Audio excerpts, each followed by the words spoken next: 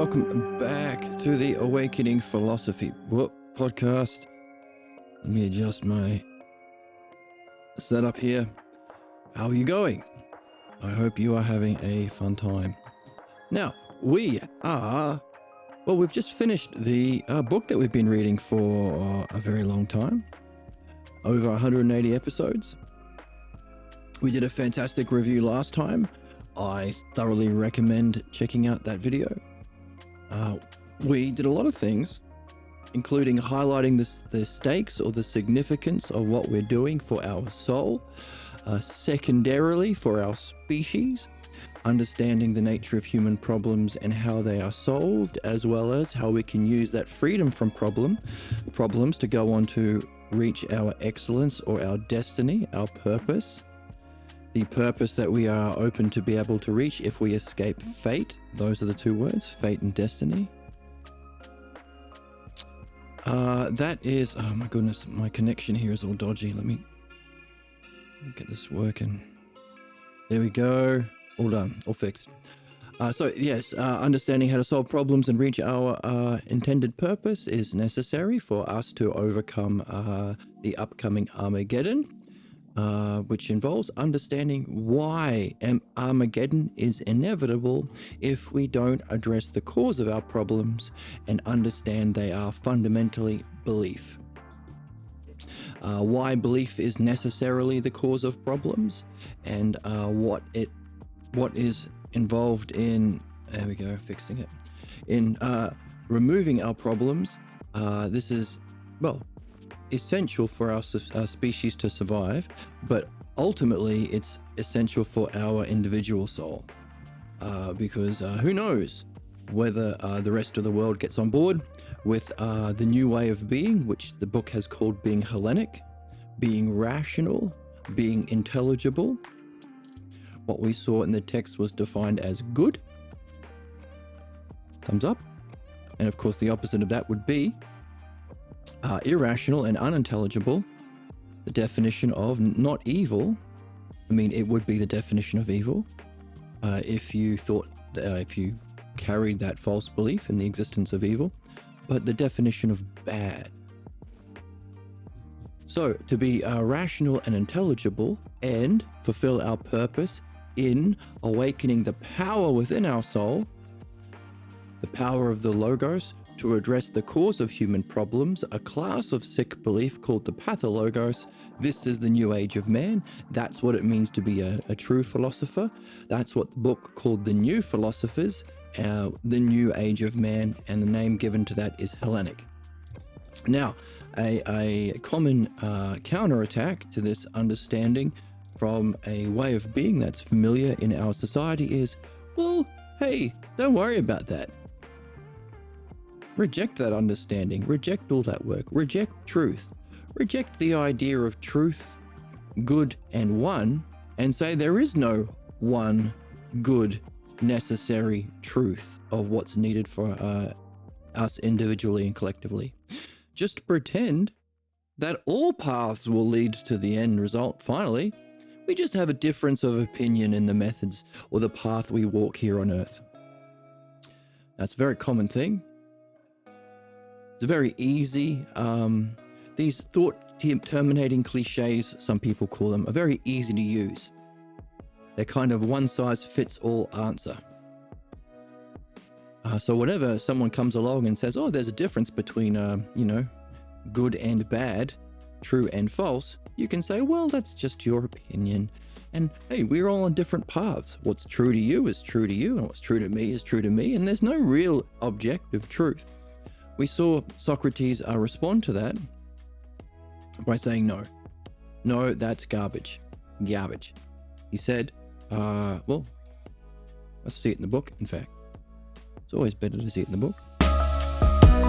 There we go. He said, let's see the exact wording of the counterattack. That's very familiar. You shall probably face it in your life. We share a path to heaven. We're all on the same path, ending in the same place. But what we differ on is the road we follow here on earth. And Socrates points out the destiny of man lies in the single path and he gives a name to this new age of being in true philosophy, Hellenes, the Hellenics.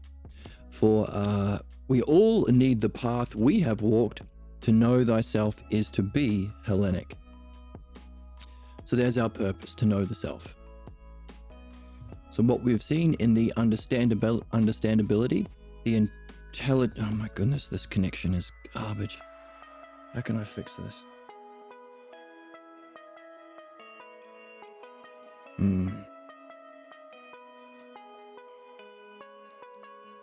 Oh, this is so annoying.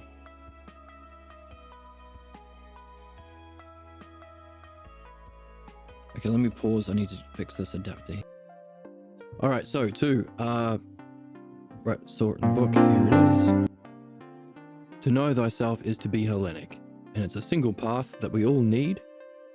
And we've been demonstrating in the way Socrates has been relating to the ideas that they've been exploring, and Jesus himself. And those are the two things we're seeing is what we have to deal with as philosophers, as human beings. It's not just understanding the truth, it's recognizing that human beings have a negative reaction to truth and those speaking truth. Our false beliefs that are the cause of our problems, thumbs up, have a counter-attack functioning through interpretation. So while the dialectic helps us to see and understand, interpretation is the functioning of our belief to project what isn't there and to leave out what is. But in a certain specific way, that if we become curious about it, so oh my goodness, this connection is garbage. We replace we sacrifice our certainty of our beliefs for curiosity, and we replace taking our personal beliefs literally, replace that with reflecting on them analogically. If we do that, then we can recognize that the way in which we interpret, or the way in which we're blocked, the nature of our projections and blind spots are all providential information to help us remove that very problem we've been carrying through our lives, and according to the text, carried with us from previous reincarnations. So there is a development of learning going on through multiple reincarnations, necessary for this to be a just reality, necessary for intelligibility to exist, and we know that it does because we can participate, we can understand, and we can know. We can also recognize the distortions of understanding and knowing, belief and image thinking. And in fact, we can recognize there is a state beyond even knowing that we're all seeking, and to be Hellenic, or to be true humans, is to pursue that knowing of the self. We can even take that participation in intelligibility by recognizing those different cognitive functions through which we can grasp, this is what intelligibility means, grasp, make sense of ourselves and reality, and rank them hierarchically. This is necessary for understanding and development. We could put number 5 as those images. We can put number 4, the beliefs, from appearances in our physical world, appearances we took to be good or true or beautiful or just. As number 4. Number 3, understanding. That's a different way of making sense of the world. Number 2, to grasp directly with the mind in an activity we call the eye of the soul, or ousia, sometimes called nous in Greek, knowing. And of course, number 1 would be the knowing of the self. So we can therefore rank hierarchically the different cognitive functions through which we can grasp reality, letting us know that we participate in an intelligible reality, because we can participate in intelligibility in those ways, but also grasp the stages of intelligibility itself. Let me turn on my fan.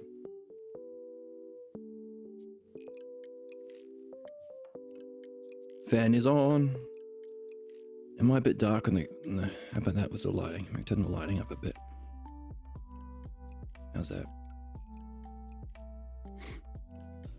So, and if we do live in an intelligible universe, there has to be a learning process for us to go through, and for it to be intelligible, it has to be just as well. The connection between intelligibility and care we call providence. Therefore, we're here to learn. We're here to do two kinds of learning. In principle, we all do two things. We all want to remove our problems. You have a problem? I can't find my keys. We want to solve it. We are sad. We want to not be sad anymore. And free from problems, we are free to pursue our goals. We want to be happier. So we all want the good and to remove the bad, the purification and perfection.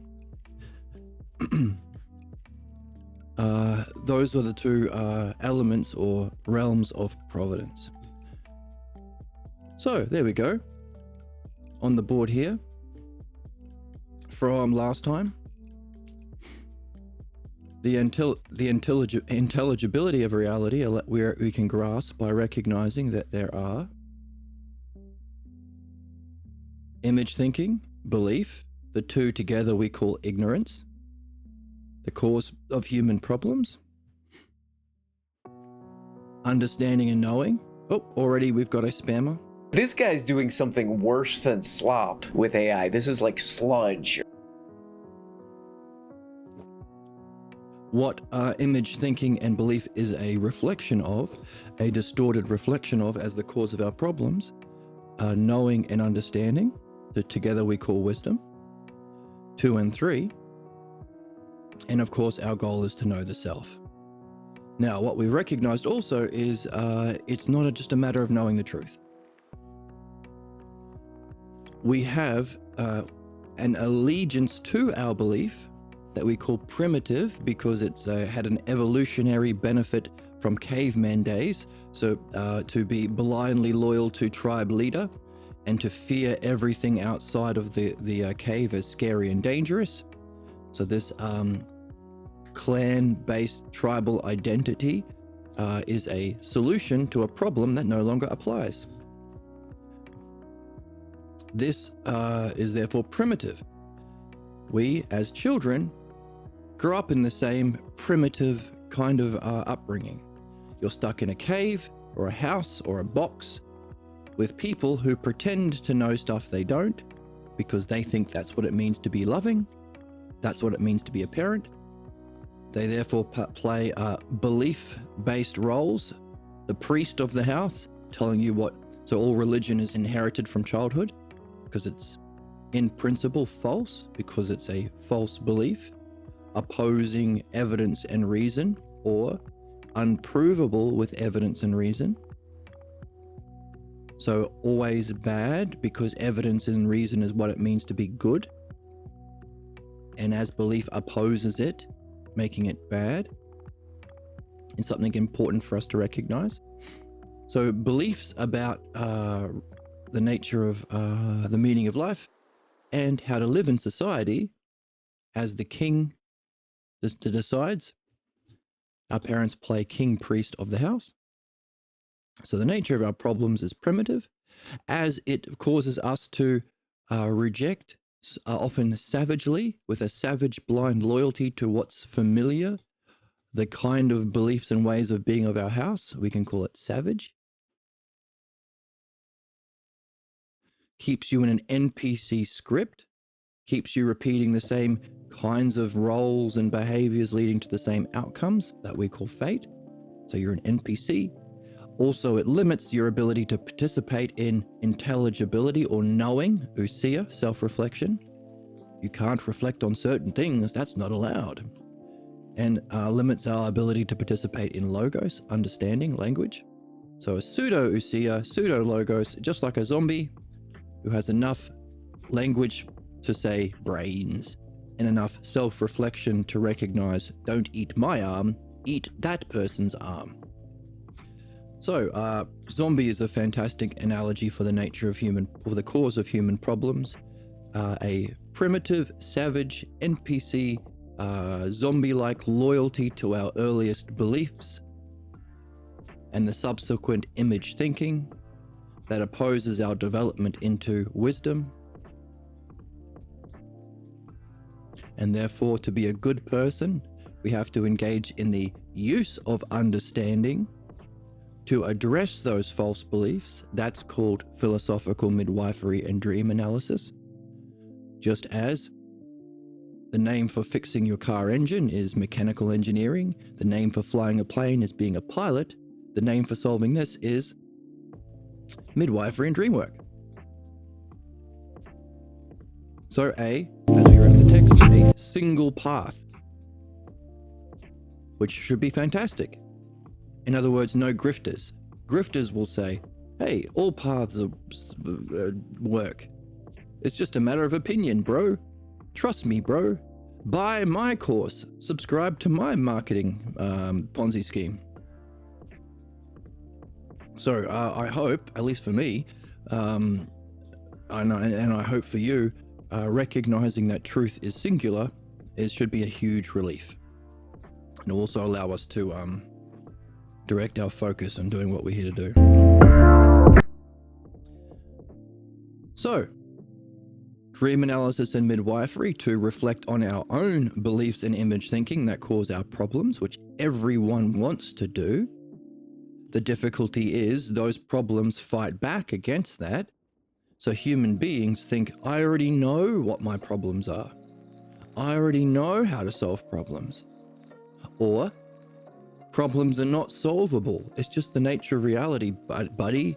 You're always going to be have a conflict within your soul. And the nature of being humans, we're all violent creatures and we're always going to be in conflict. So just try and get your bag. The whole world's going to die anyway because humans are stupid and flawed. So just get the money while you can. So that's a kind of a catch-22 that our problems oppose or are problems because they block our development through the logos, but we need a higher participation in the logos, dialectic or dianoia, higher understanding, to remove those blocks. So that's the catch-22. Our blocks block the thing that we need to remove our blocks. That's why we need courage and character to do it anyway. And community as well. Courage, character, and community. So having someone to talk to, ideally a dialectician, someone who has practice in this activity, helps. That's why we do what we do here.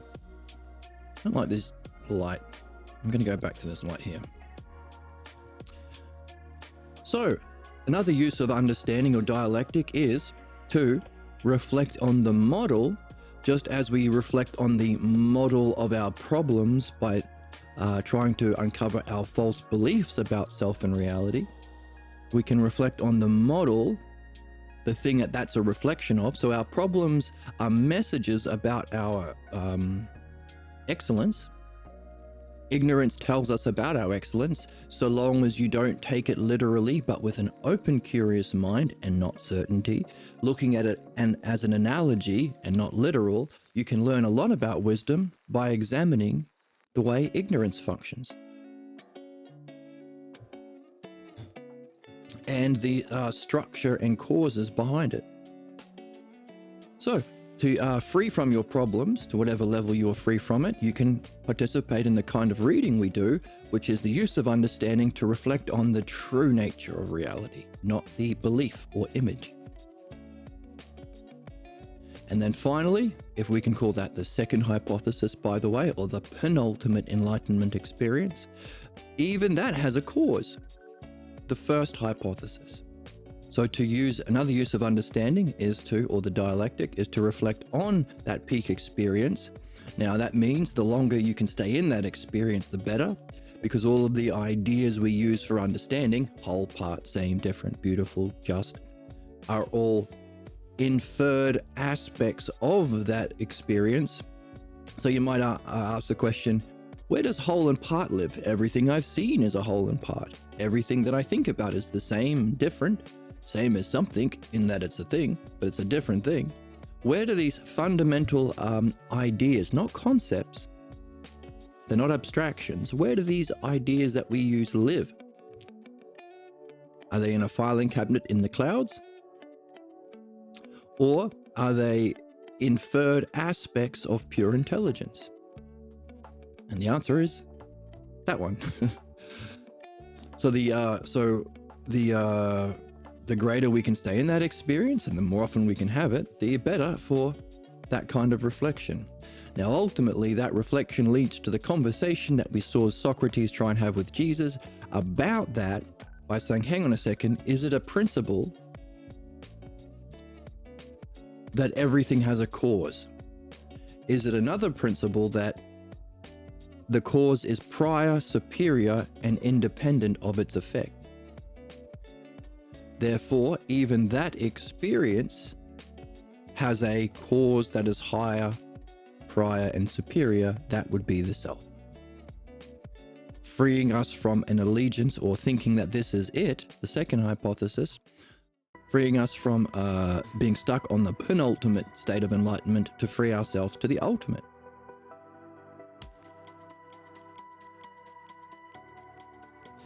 Now, Socrates goes one step further in the book and says, hang on a second, we can learn a lot about this penultimate or mind itself or ousia, the model or paradigm of reality. For it to be the cause of understanding, there has to be an inherent intelligibility within it, or intelligibility. There has to be an inherent logos allowing us to do that reflection and also allowing it to use itself as the model. What's the cause of that? Socrates says, we call that chronos. Even that model has to have a cause. But then he does something special, because for us, that could be the first hypothesis. Chronos has a cause. That same principle, the cause of what creates, gives rise to that paradigm, has itself a cause. Meaning, our 5 hypotheses, or our 5 stages of our soul's development, in philosophy, we might be able to, we might have to add to. Can't find a comfortable place to sit today. Fidgety. Which is interesting, because what we've seen is, by understanding the 5 stages, we've recognized there is a structure. The principle of what's true, the experience of truth and wisdom, and what's false. Or, to use the Logos terms, the ultimate, the greater, and the lesser. Using theology, the highest idea of God, the self, the idea of the gods, those inferred aspects of pure intelligence. Why? Because they are eternally what they are. That's one of the qualities of being gods. They don't change with the things in the physical world, and they are themselves. So there's a selfhood. They have a kind of being, they have an existence, and they are good. So we can use one of the terms used to describe, therefore, pure intelligence is goodness.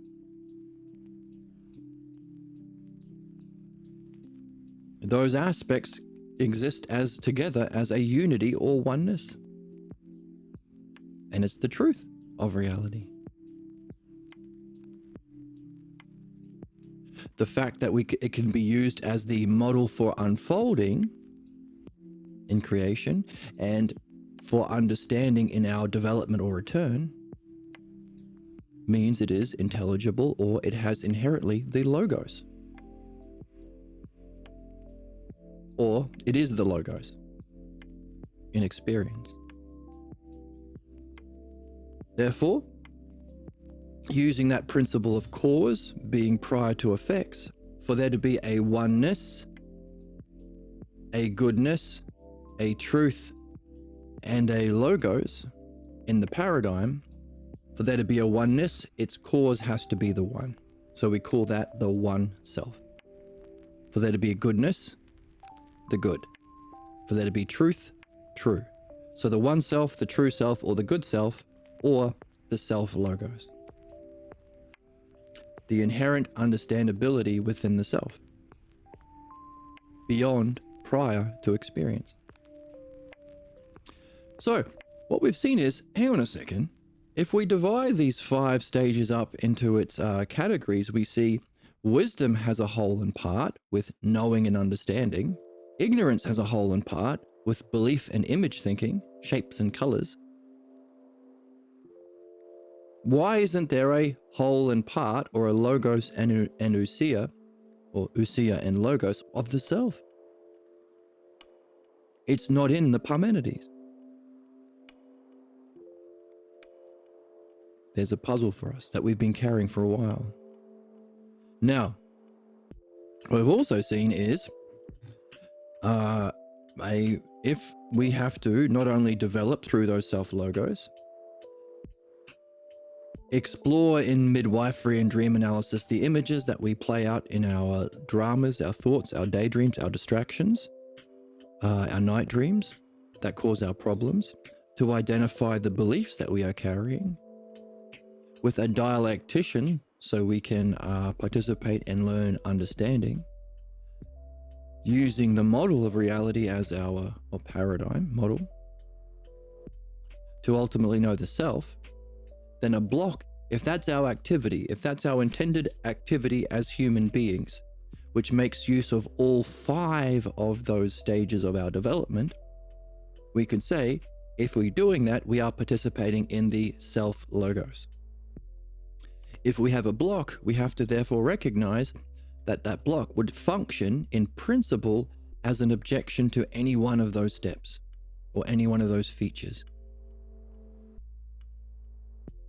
And just as following those steps in our intended way would be the self-logos, participating in the self-logos, so too we can understand the cause of human problems, a false image of ourself that manifests in negative states of mind, that puts us into a certain role in our functioning or in our divisions, leading to a certain conclusion, failures.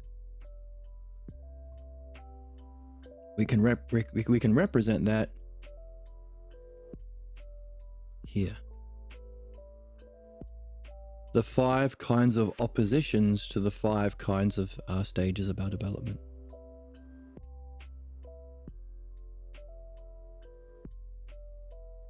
The pathologos, categories of human problems or pathologos. Now, what we've been saying is, knowing this is part of it. The other thing is recognizing that we can make a similar map to understand the humanness, our human, primitive, negative, savage, NPC, zombie-like responses to that. If you see that, if you find a content creator, like today I was seeing something from our old mate Keegan Teagan. This guy had to admit that the people in his life who helped convince him to be a conservative in the first place, parents, clergy, other authority figures, were wrong. Not only was wrong, but lied to him, and that he fell for it. All of that takes so much courage and character.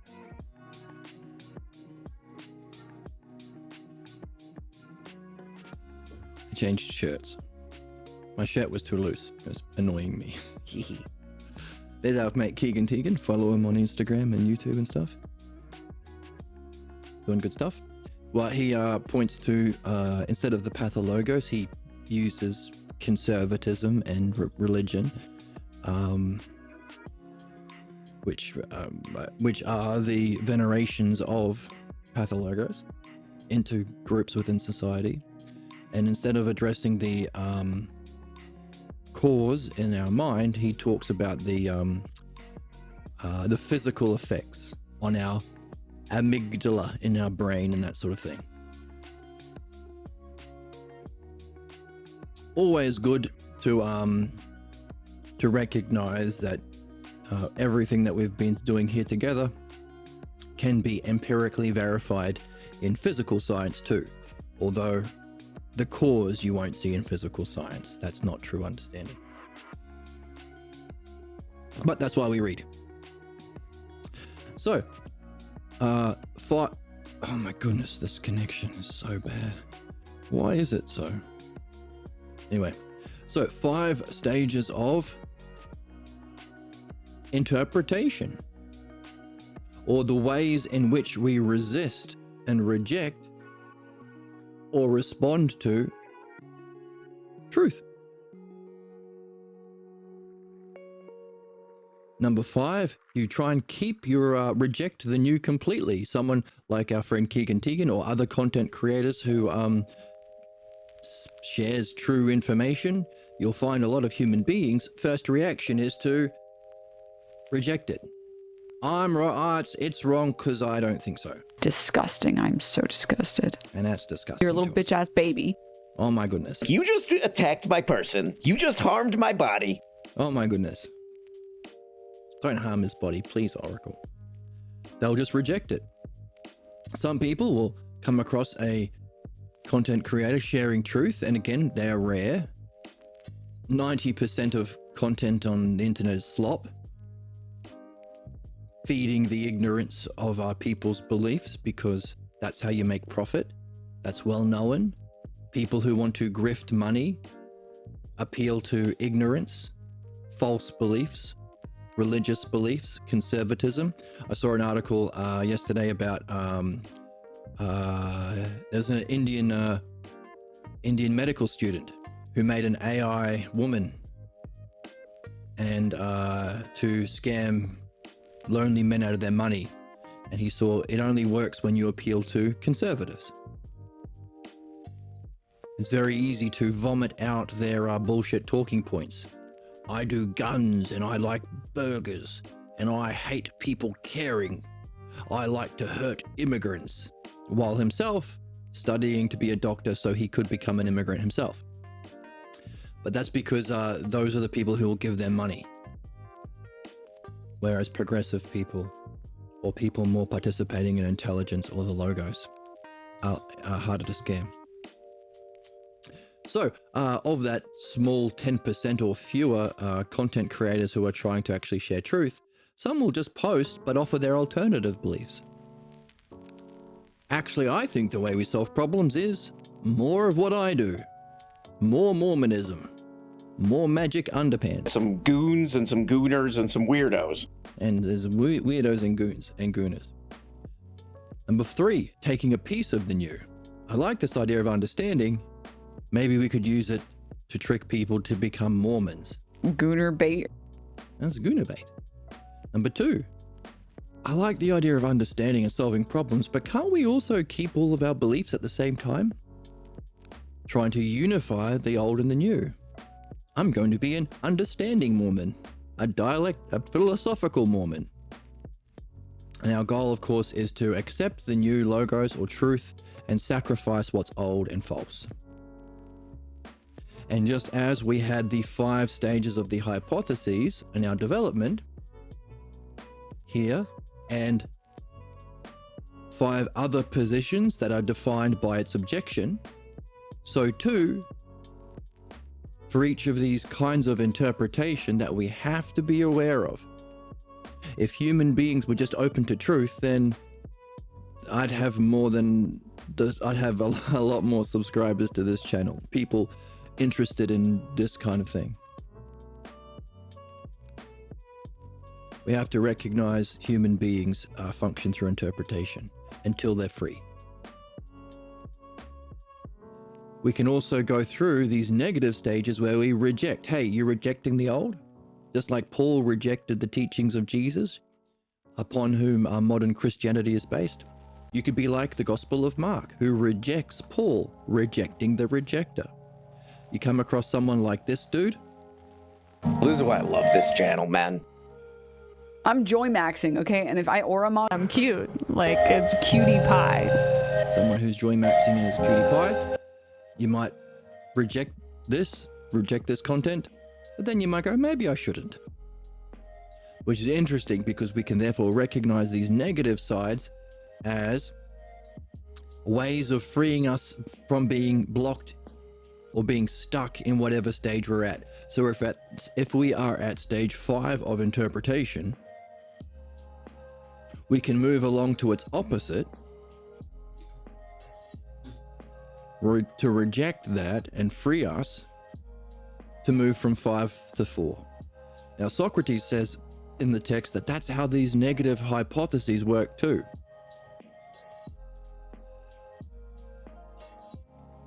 Because you're not just in one of these states of mind.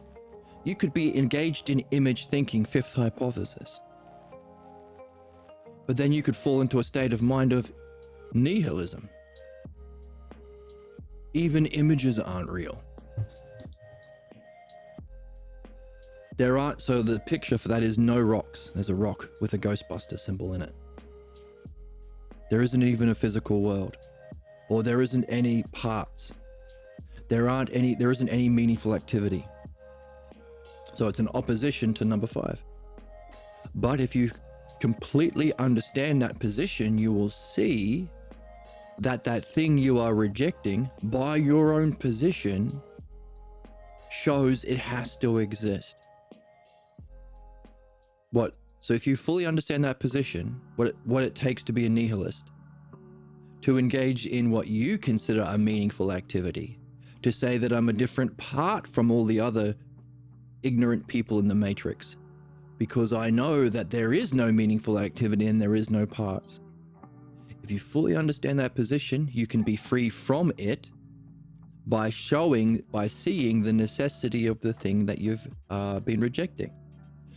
But if you see the necessity for there to be a kind of universe that creates or reflects into physical parts where our soul can address the images that we are carrying, so we can learn about our false beliefs that our soul is carrying that prevents our greater development beyond the physical world, then you can see not only must the 5th hypothesis, must there be activity or parts in the physical world that has to exist, but to see that it has to exist means you're seeing its role within a greater whole, meaning you might free yourself by thinking there are only physical parts. Or being blocked in image thinking. Thinking, well, there might be a divine, but there is definitely no way we can connect with it.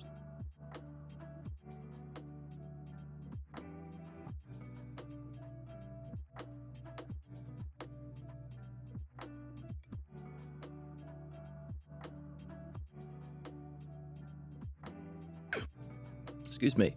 So being stuck at that low level of development, you could perhaps be free of by going to the opposite, showing how that doesn't work, but this has to exist as an analogical reflection or a part within a greater whole.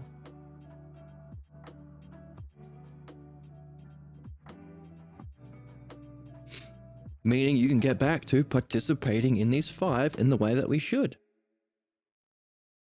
Seeking the self, which is the purpose of all intelligent beings. So we can see, and by the way, we can reflect on if our dreams are helping us in this process. We have been in our reading reflecting on what the dream maker must know about ourselves, what must be the nature of reality, providential, if it unfolds in a meaningful, understandable way, messages to help us. And if it does so for all intelligent beings that dream, which is every human being, and animals as well, several times a night, we can recognize that reality itself is self unfolding itself so that we can understand the nature of self by participating in understanding and knowing. Therefore, our purpose, the dialectic.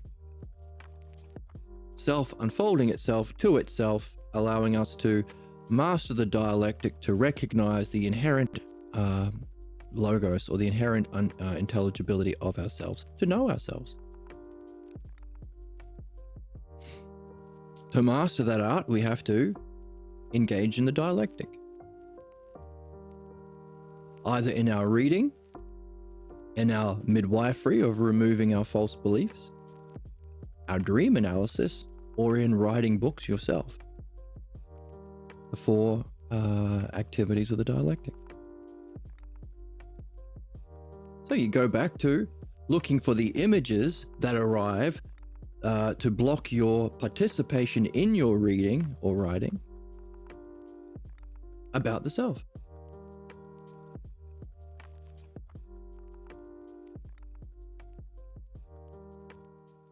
But what happens if you're okay with the fifth hypothesis now?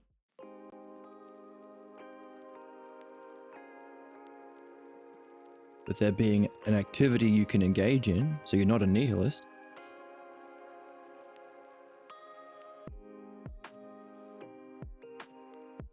But what about these seeking the origin of those images?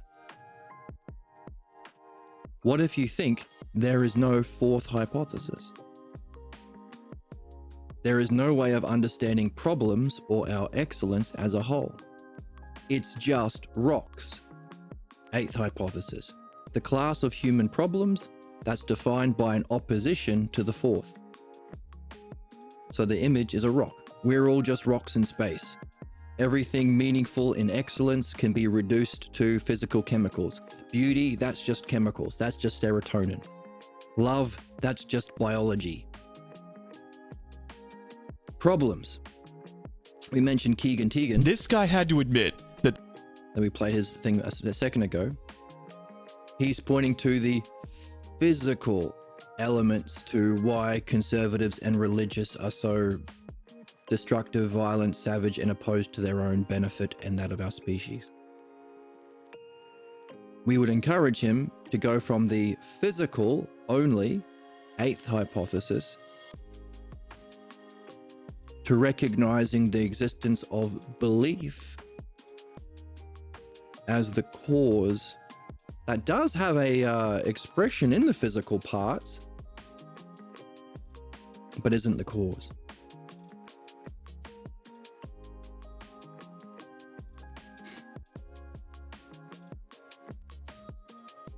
So by understanding that position, materialism or reductionism, everything is just a rock, eighth hypothesis, you can be free from that position to show the necessity for belief.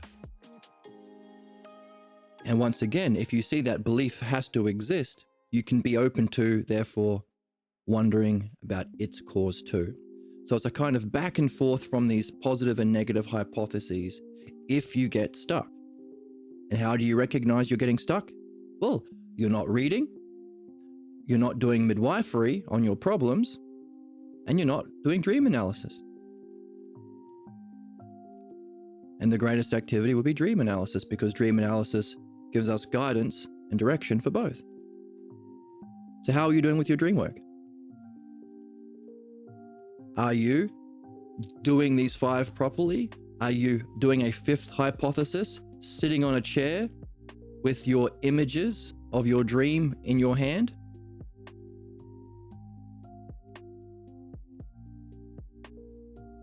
Are you doing so with an open, curious mind of reflecting on the beliefs you hold about yourself to remove your problems?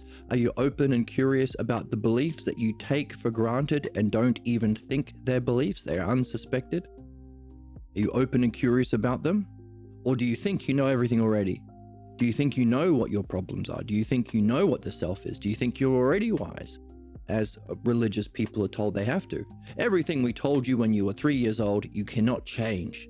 Otherwise, we will punish you. Or God will punish you. So that's fifth and fourth. Are you doing so with the third hypothesis, dialectician? Are you looking for the best people with good hearts and good heads who are interested in understanding, third hypothesis, and mastering it as an art so you can talk with them over coffee. Or maybe one day, every single classroom in every single school before morning tea time. If it's our intended function as human beings, we better do it every day. To talk to them about those dreams. That would be the third hypothesis. Is that dialectician, therefore, wondering about the true paradigm of justice, of beauty? And are you doing your best to follow the questions and answers in that dialectic so you can be led to reflect on it as well? Which is why we have to be reading. The better you read about those ideas, so reading the books we read here, the more you're going to better be open to those ideas and have a better understanding of those ideas. Oh, and by the way, your dreams help in your guidances of that reading too. Second hypothesis. And then you're doing all of this to know the self and reflecting on that process of providential dialectic, wondering about its source, reflecting on your dreams to ask the question, how the heck does my dream maker know all this about the self? Such that it can communicate instantly without having to plan or think beforehand. With the full force of its intelligence, how can it craft 4 to 5 dreams a night perfectly representing the drama of my problem, of my wisdom, and myself? That reflection on the dream maker would be a participation in the first, wondering about the self. So, blocked from that process gives you an idea that you're in any one of these pathologos blocks, the very things we seek to uncover in our midwifery and dream talks. So it's a kind of back and forth that mirrors interpretation, the functioning of those beliefs that block our participation in truth, keeping us rejecting new understanding and learning, and keeping us primitively, savagely, NPC zombiely attached to the old. We might be able to go from 5 into 9, be open to number 4. So you're rejecting the old? How about you reject that rejection? Oh, now you're offering your own beliefs. How about you reject that? So a similar back and forth process that we participate in midwifery and dream analysis, we see we can also participate in the human side of it by understanding how our interpretation works. And ultimately, our goal is to go to the first level of interpretation, which is non-interpretation. To accept the new without interpretation. To be completely open to that, or to be completely free to participate in the logos or follow the logos, which Socrates calls his state of being. So if Socrates is demonstrating the state of excellence that we are hoping to be, that we might even also see in our dream maker, it is a full and complete participation in the logos. Non-interpretation. You are free from your problems. And as Socrates demonstrated,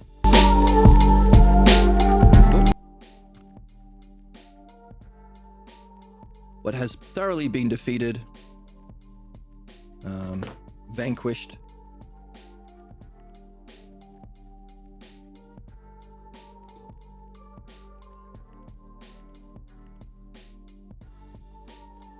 cannot continue to exist.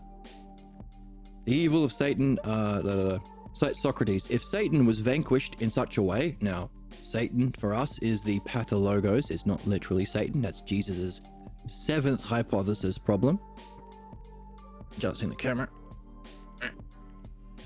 Then evil will be annihilated and only good exists.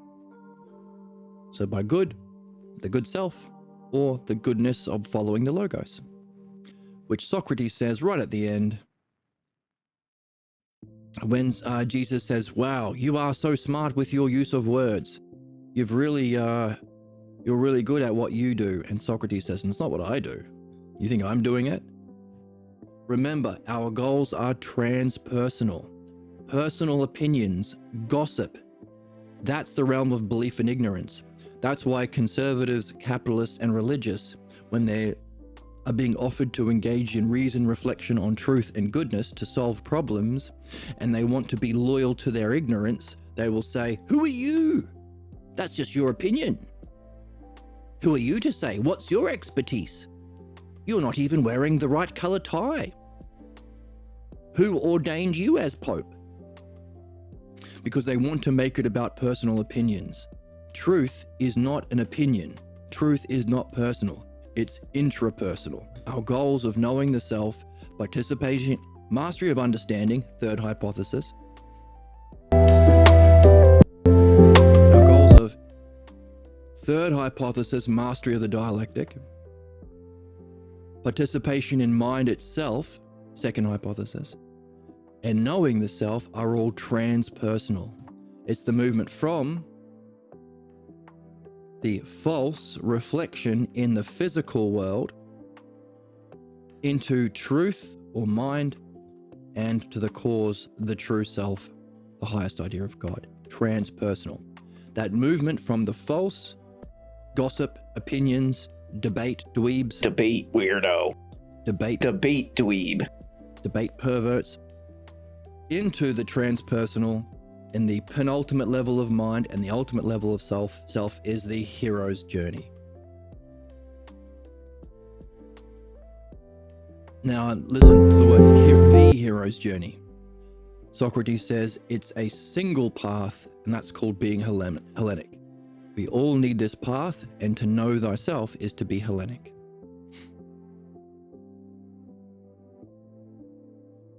And Jesus says, you are so wise with your words, O wise man.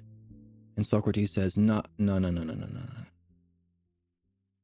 not me. It's transpersonal. He says,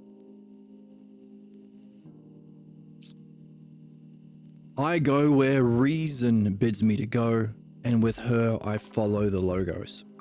So taking those ideas, that our goal is to be in a kind of flow state where we are following her, reason, following the logos. And the idea that once the cause of badness, Satan, not Satan, our pathologos, of course, once it's been defeated, it can't continue to exist.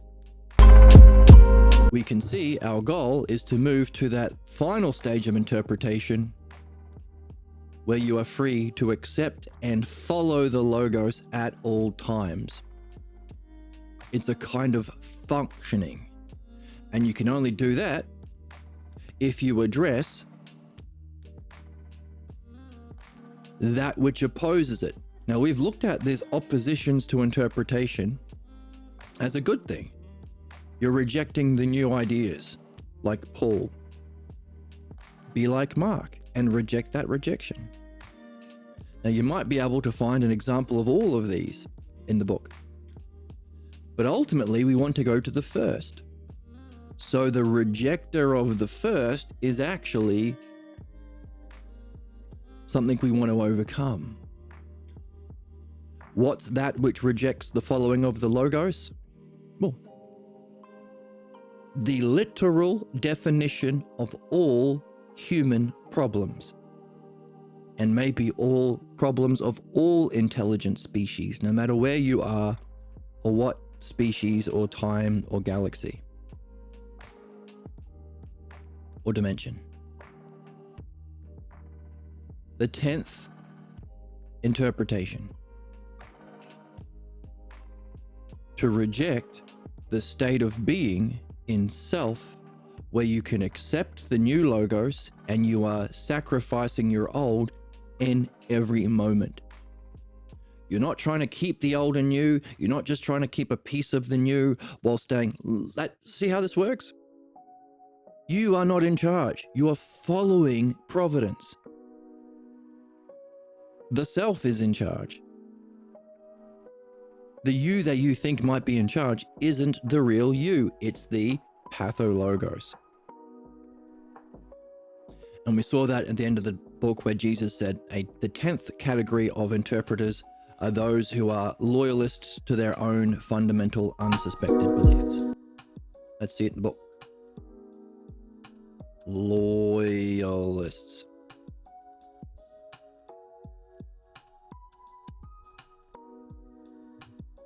The literal reading of your own core beliefs, says Socrates, is a loyalist to literalists. So literalists and loyalists together. And we saw when literalists or loyalists to their literal interpretation of their belief take positions, then in our society, then death and destruction. When literalists gain power, this fear that they have of the mind brings with it the periodical sweeping of death and destruction across the land. Literalists.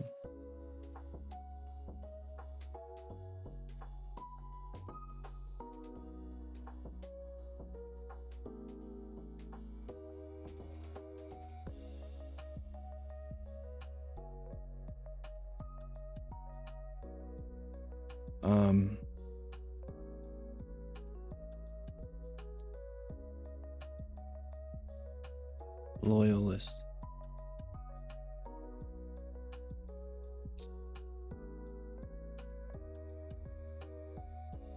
So, those who are loyal to their literalness of their own core beliefs reassert themselves and reject philosophical interpretation. And so, at the end of the book, the very last thing I think in the book, the very last speech, person talking, is the anti-chorus clapping back at the chorus, who are the haters, saying, hey, you haters, you chorus, you people who are just automatically saying no to everything. You are a loyalist to your own fundamental unsuspected beliefs. Perhaps that is another division of interpretation. That would be 10. And by the way, earlier Jesus gives us a clue. Pathologos. He says, by the way,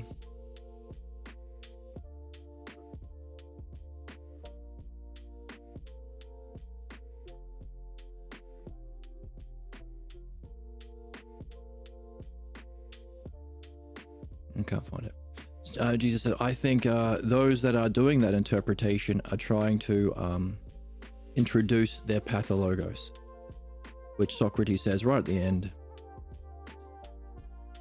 Within the soul of man, there is a healing power of the logos that overcomes the pathologos, which is the sick image of the self.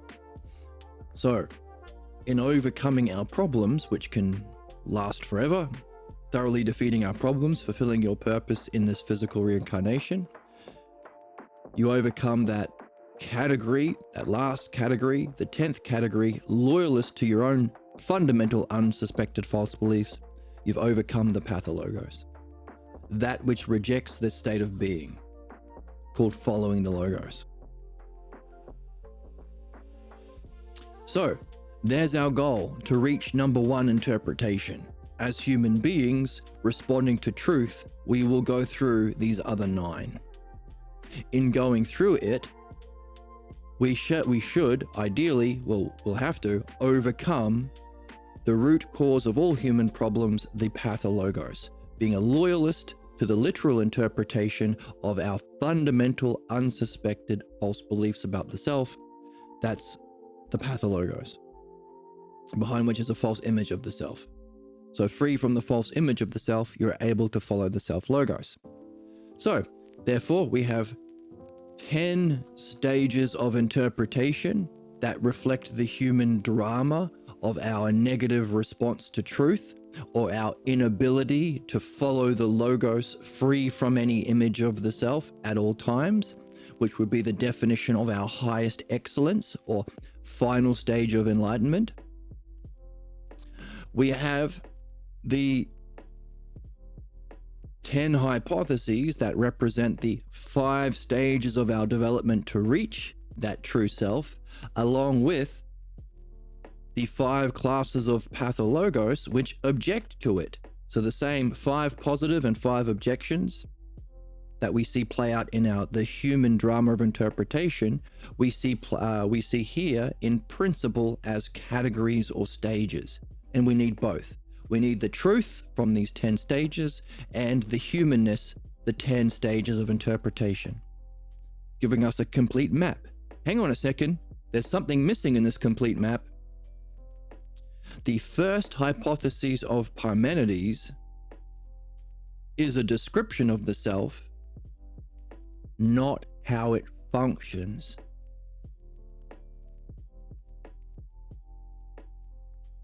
We just said our goal is to be able to accept the new logos and sacrifice or be free of old beliefs at all times, having freed yourself from your pathologos as an activity. Interpretation is about activity. It's how you respond at your current stage of development as an evolving soul, or whether or not misery and suffering is your lot forever, until maybe your soul even dissipates. Who knows what happens if you stay in stage 5? You just reject anything new forever. The most closed-minded. And we have evidence that the absolute worst people in our species are those who are most opposed. Conservatives. They are the worst. They are the most, child-abusing, cannibalistic, murdering thousands a day, enslaving everyone. They are the worst members of our species. And whenever someone suggests, universal healthcare, no war, because it's bad, stop killing children, stop abducting them to your island, they reject that new. They are the worst. Paul, modern Christians, of course, in that category, rejecting Jesus's words that we see in Mark about the development of understanding and states of mind through the removal of belief. This 5th kind of interpretation is the loyalist one. The veneration of your beliefs. Virtue is vice for the religious. Virtue is, as we've defined, the removal of beliefs into the development of understanding and the use of understanding to go through to reach the true nature of the transpersonal mind and the self. That's virtue. Virtue is a state of being of number 1, interpretation, to follow the logos. The exact opposite of that is to be a loyalist to fundamental beliefs.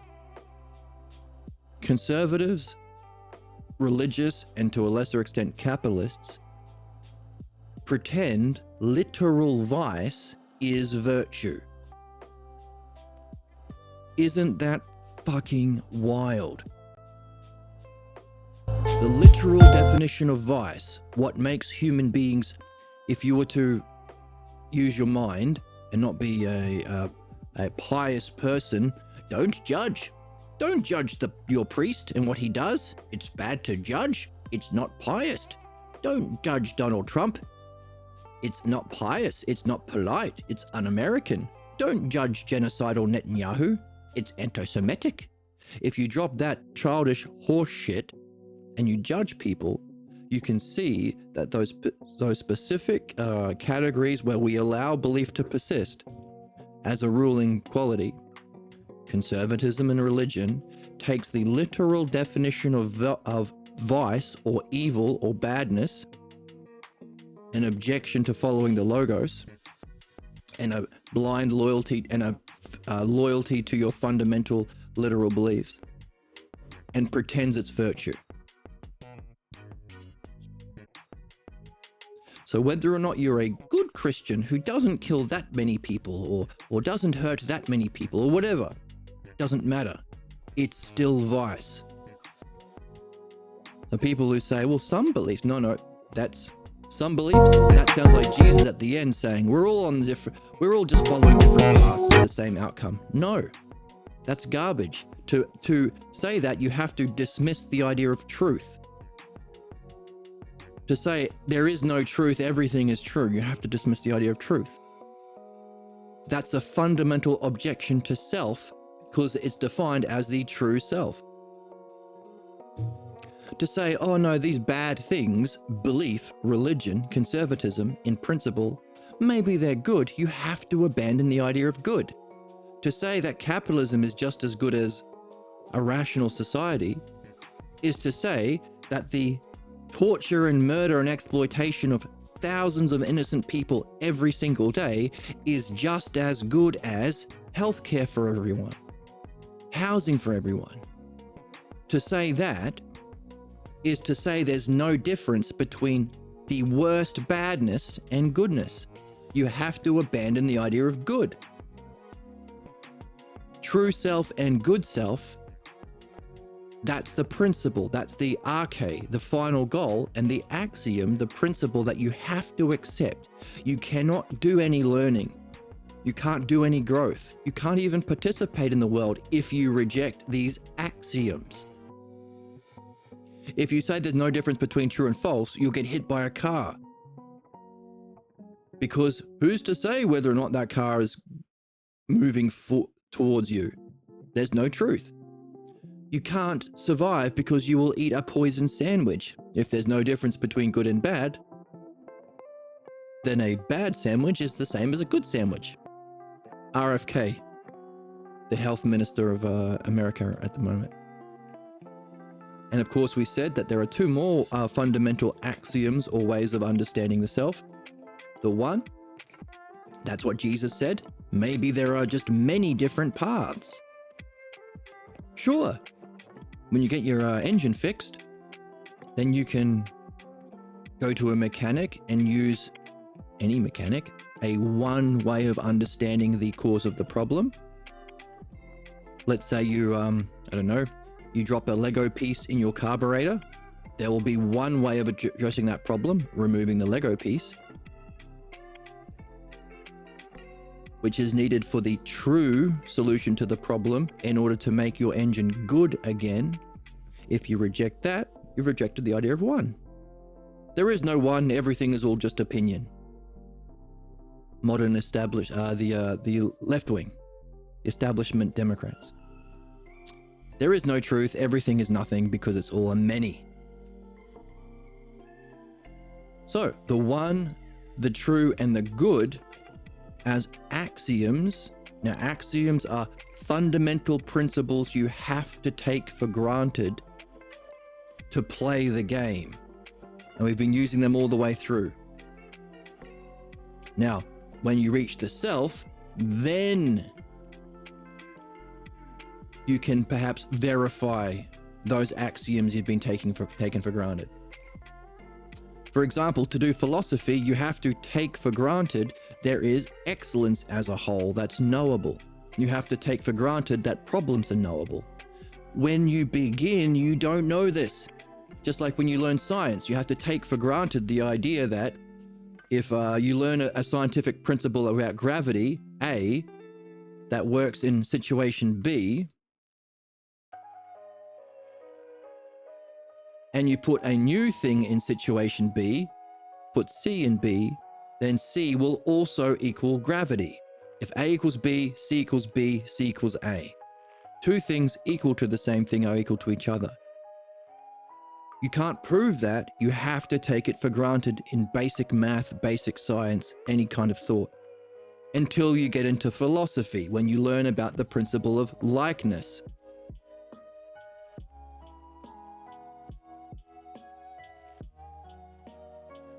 That's the movement from the physical world into the transpersonal, because those axioms are axioms because they're universal. It's what axiom means. Principles. So you get into the realm of principles. The thing is, we can, second hypothesis, know those principles. You can only verify the true nature of justice and beauty in the second hypothesis. Therefore, people who we should be looking to for making our policies or laws need to be philosophers capable of this experience, or at least having a deep understanding of it. Third hypothesis is dianoia, not understanding physical things, but understanding those principles. Likeness, which we just used a moment ago. Beauty, justice, truth. And finally, to reach the self, you have to take for granted the idea of one self, one path. The idea of good. It's good. It's worthwhile knowing the good itself. It will be good for you to know the self. And true. You have to overcome your false image of the pathologos to be open to the true.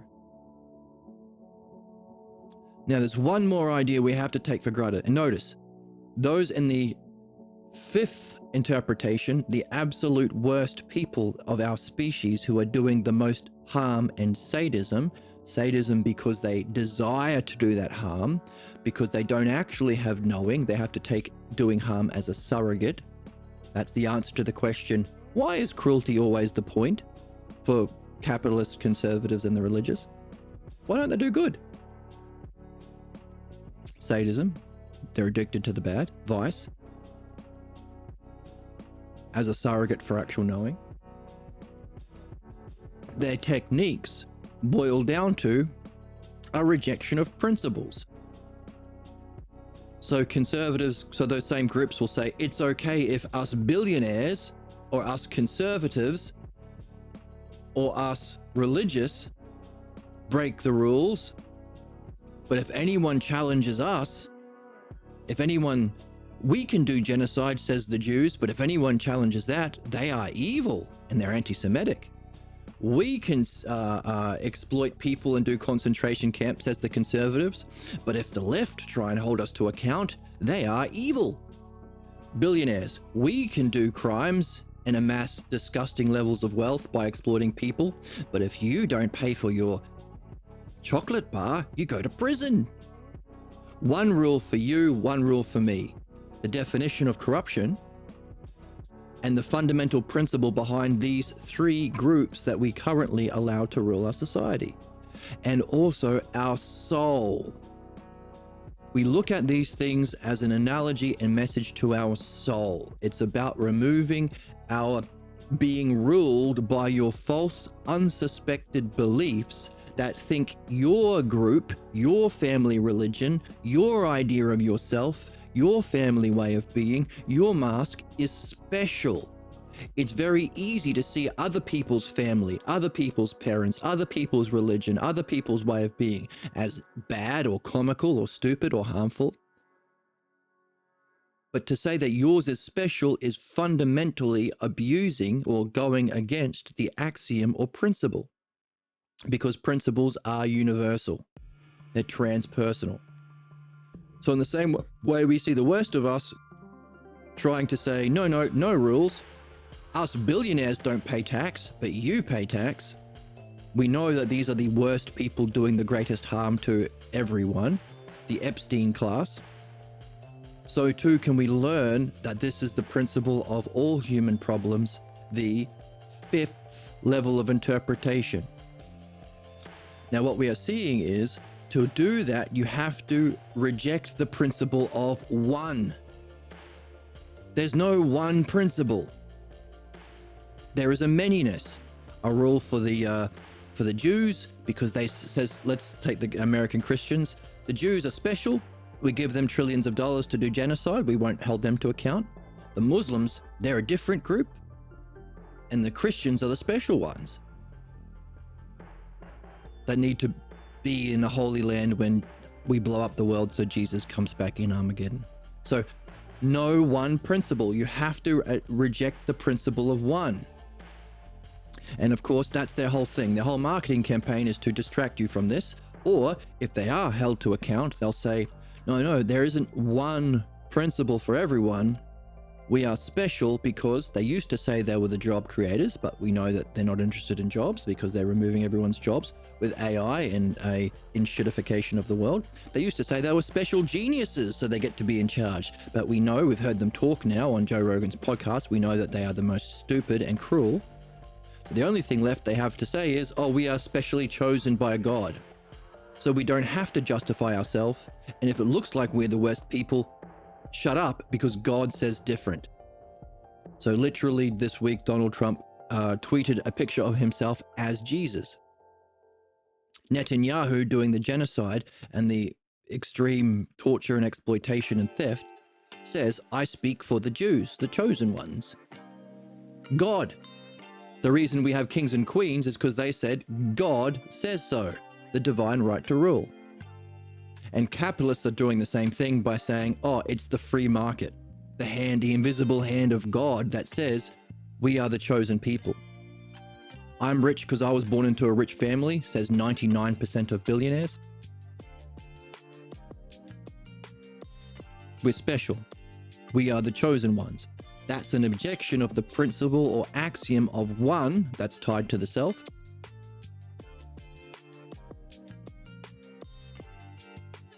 Again, when if they are actually held to some sort of conversation, they have to reject the idea of goodness.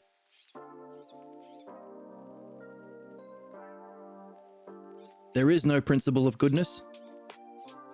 Bombing children, triple tapping a girls' primary school in Iran is just as good as universal health care. You can't make that argument with any idea of goodness. One is pretty much a definition of evil or the worst bad, and one is very good.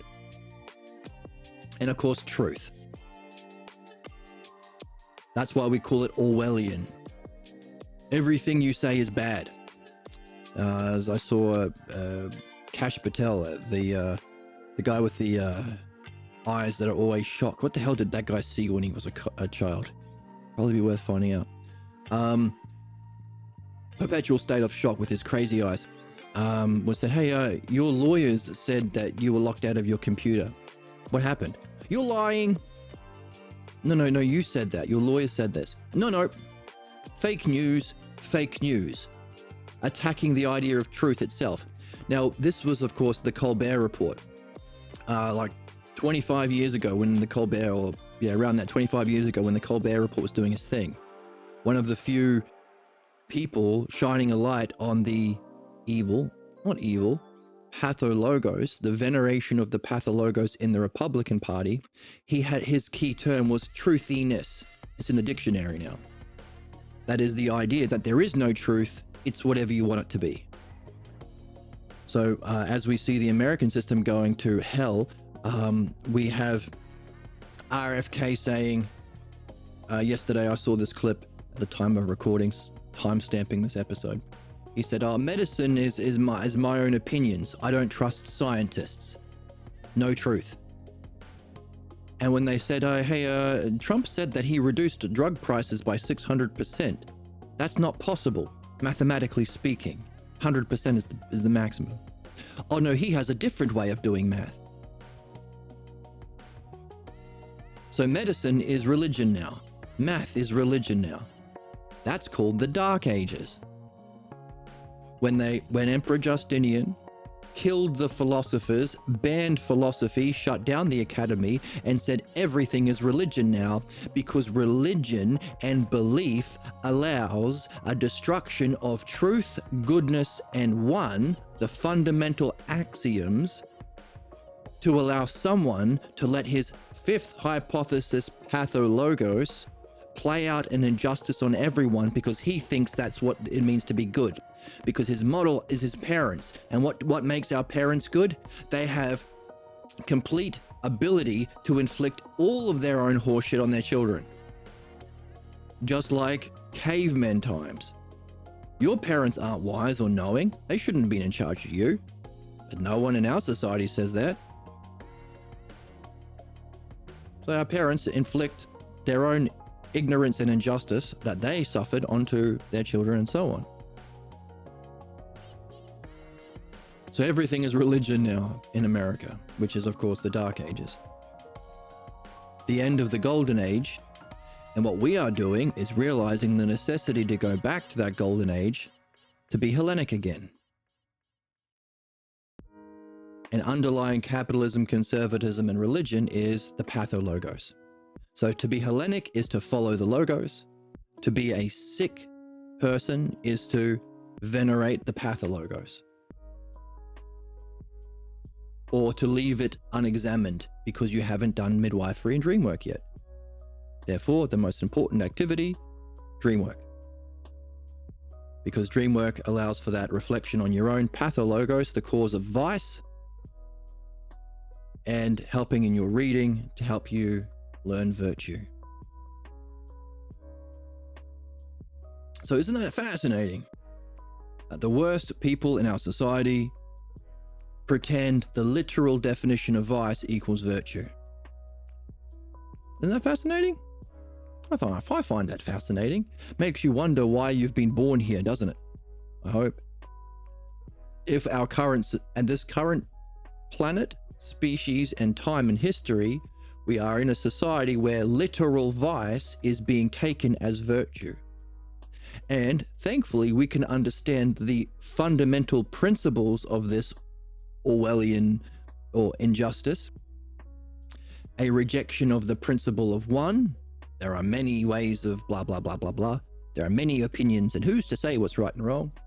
The idea of truth. There is no truth. Everything is false news. And if I say it's true, then it's true to me, and it's truthiness, says Colbert. The idea of good. Capitalism is just as good as rational, as sharing wealth. Because you're a socialist if you say that. Or communist, scary word. No. It's just good. No, but scary word. But Hamas? But communism? You want us to pay taxes? So literally in Australia right now, there are multinational corporations stealing our resources that we could be, like other countries like Norway, using to benefit everyone. Our politicians are corrupt, disregarding these three principles, to take millions of dollars, so to allow companies to exploit us for billions of dollars. And there are a few people who are waking up to this and doing their best to speak up. And their response is, hey, why don't you pay any taxes? You're taking all of our resources that we should be using to enrich our society for free. You're selling them to Japan. Japan taxes those people. Japan gets more government tax from Australian resources than Australians do, because we allow them to pay nothing because of the extreme level of corruption in our country. And their response is, that's a naughty word, communism. See, an appeal to an image. Communism is bad. No, that's capitalism, idiot. And by the way, it should be something more like, well, don't want to trigger people with scary word. I thought communism is bad. I thought socialism is Nazis. No. That's dictators and fascists using the word because they lie. But that's the game. Use scary word. Stopping genocide? You sound like you're a Hamas supporter. By the way, who funded Hamas? Was it the Israelis? Who let 9/11 happen? Was it the Americans? Oh, they call that controlling the flame. They control the bad guys. Oh, look. America triple tapped a girls' school. And now they're mad. See, they hate America for what we did. That makes them evil. So it's the same game all over the place. But for us as a soul, we have to recognize there is a similar self-fulfilling prophecy. We act in harmful ways because of our pathologos, 10th level of interpretation. Behind the 5th, our pathologos, our false image of ourselves, causes our negative actions. And until we wake up to our purpose of dream analysis and midwifery, we'll say, oh, look, that's evidence that I was right all along. So, fundamentally, injustice or vice is a rejection of these higher axioms, higher even than the principles of likeness and sameness and whole and part. So the principle of whole and part we use in math. If you have 1 plus 1, these two parts, the whole has to be greater than those parts in principle. Can you prove that? Nope. Do you need to accept it until you reach the second hypothesis and understand the principles of whole and part? Yep, that's called an axiom. But higher even than that level of axiom is what we're seeing as what defines the first hypothesis or the ultimate state.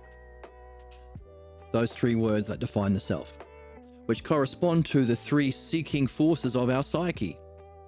Our head, our reasoning capacity, force within our soul, seeks to understand or know, which means bringing the parts into a one.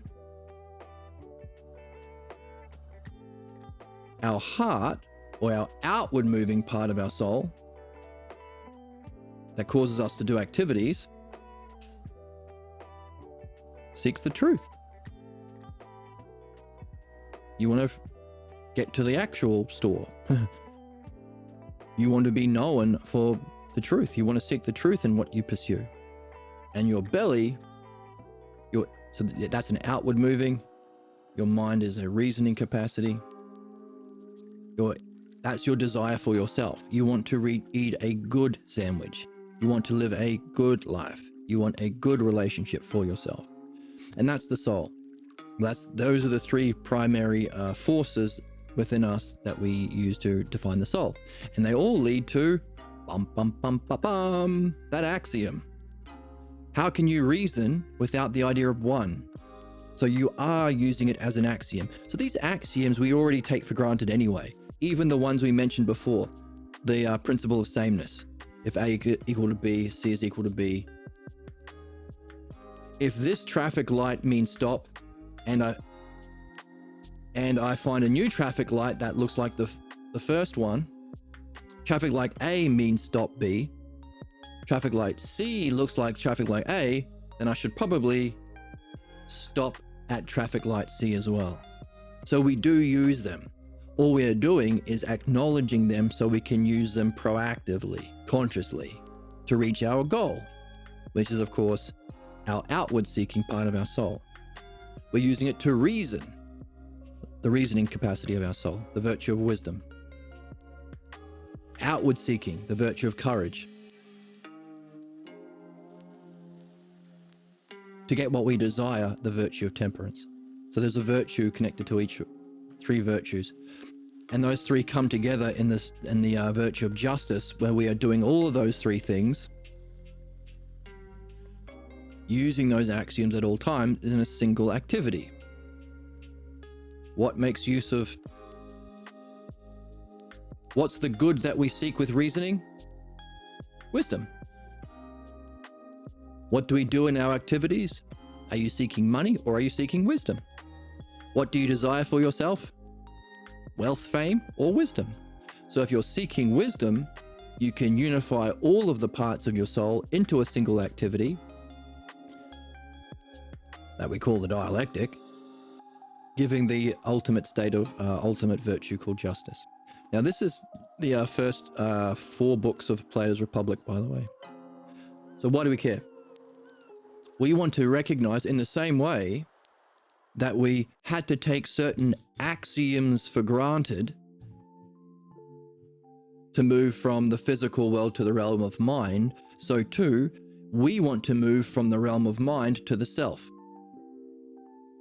And those axioms we've called the one, the true, and the good. We always take them for granted. Those that are corrupt and unjust have to reject them. There is no truth, fake news. There is no good, capitalism, allow murder, allow the war machine. Because bombing people is just as good as healthcare. There's no good really. No one. That's just your opinion. There's no one truth. So, a rejection of these fundamental axioms connected to the 3 things that we desire in our soul, culminating in leading us to our ultimate single goal, the self. Now, if the self can be recognized as the fundamental principle or axiom that can be described in these 3 ways, we have a kind of aspects. Just as oneness, truth, the truth of reality or goodness is that pure intelligence we call mind, and we want to have that spirit experience for as long as we want, as long as we can, as often as we can, so we can reflect on its qualities that give us the logos of understanding. So too, it seems what we said was a single oneself can also have or be reflected on and see that this single self has these three primary qualities that we can infer.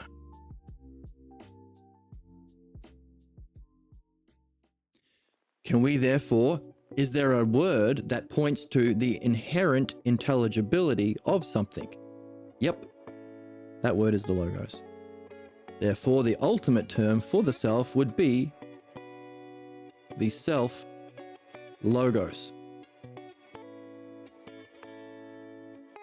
giving rise to the three fundamental axioms we have to take for granted, and you can't ever prove one is fundamental or is real, truth is real and good is real, until you reach this level of enlightenment or cognitive development.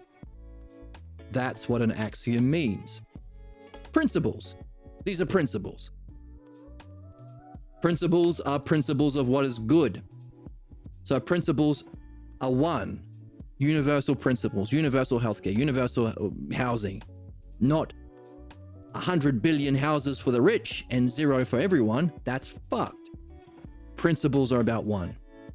Principles have to reflect the truth of reality. So we've talked about even people open to understanding who are in the sixth still also have to be open to this experience of mind to know what justice really is, because that's the paradigm of truth.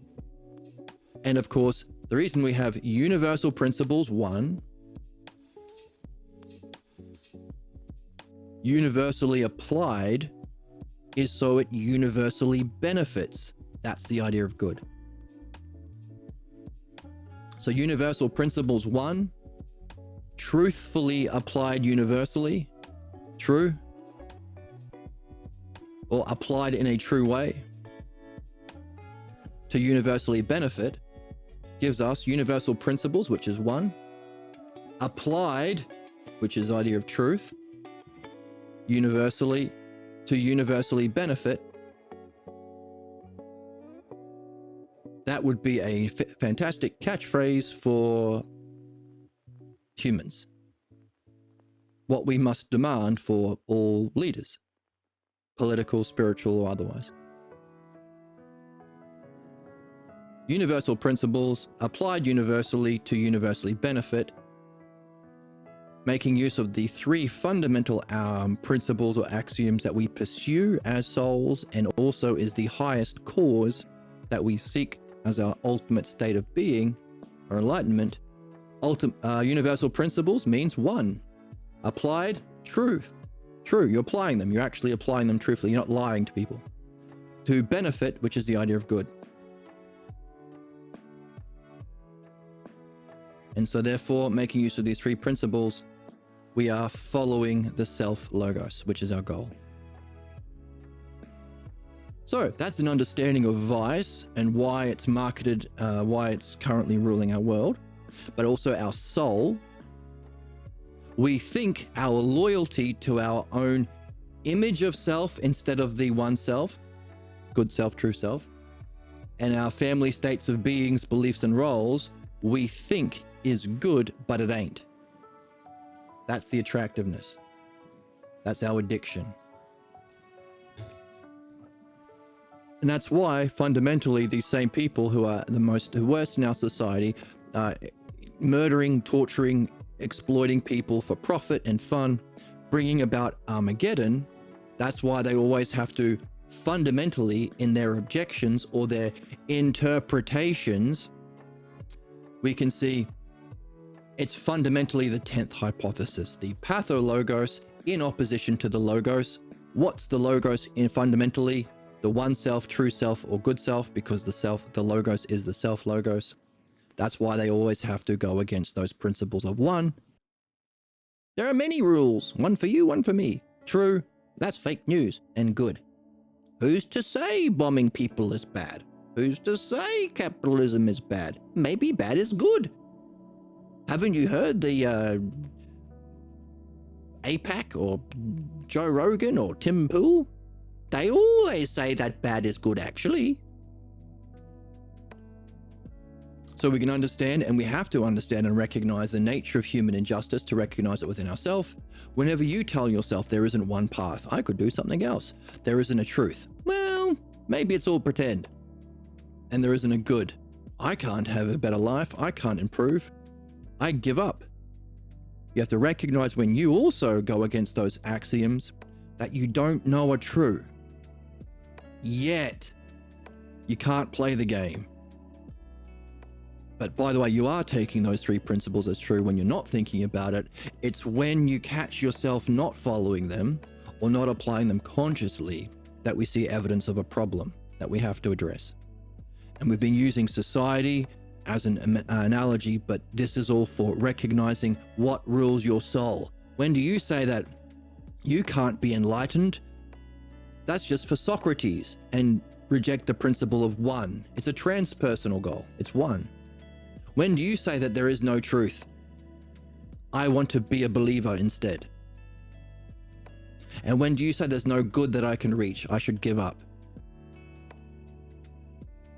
There's no one way of understanding your dreams. And definitely dreams don't express the truth if you learn to unpack them analogically with the dialectic. And there's no goodness in listening to my dreams. Therefore, the greatest human activity, dream analysis, that we all should be doing, allowing us to perfect our single art we're here to perfect as the meaning of life, the dialectic. To reject that, you have to yourself be like those worst people of society. That is vice. But now, hopefully, you can recognize when you reject dream analysis, you are rejecting the idea of good, because there's no good in your dreams, which is not true. Truth? Well, it's my opinion that dreams are just, pick your hypotheses. Are you a ninth? Dreams don't exist. They're a fantasy. Are you an eighth? Dreams are just brain chemistry. Are you a seventh? Dreams just reflect the conflict within our own mind that is unsolvable. Are you the sixth? Well, maybe there is meaning in dreams, but we just made it up. There's no higher intelligence communicating to us through dreams. So those are the three pathologos we can have. But we can also recognize when we reject our purpose in the dialectic that we are learning here, and our activity in dream analysis, and doing our best to do it at all times, which is the virtue of justice, doing what we seek, what we desire, and how we reason together in one activity at all times, bringing us into that state of justice where we are following the logos at all times. Whenever you reject these activities or doing it at all times in that flow state, you are yourself going against the three most primary archetypal axioms that guide everything. And that's evidence that you're in a problem.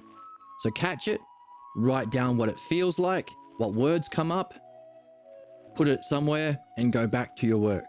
Because those things you will start to notice a pattern in as you do dream analysis and midwifery, demonstrating that problems themselves are solvable.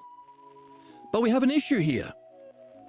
Okay, fine. We've understood what is the mechanics behind injustice or vice, why vice masquerades as virtue. We've understood the three ways people are dicks, opposing the one, the true, and the good. But hang on a second. There's we've understood the 10 steps, one map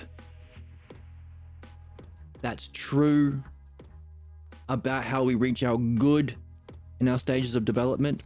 We've recognized that truth isn't the only thing. We need the humanist. We have to recognize that humans go through a drama it's not just a matter of walking those steps. We have the drama in interpretation. We react negatively to true things and true people, like Socrates.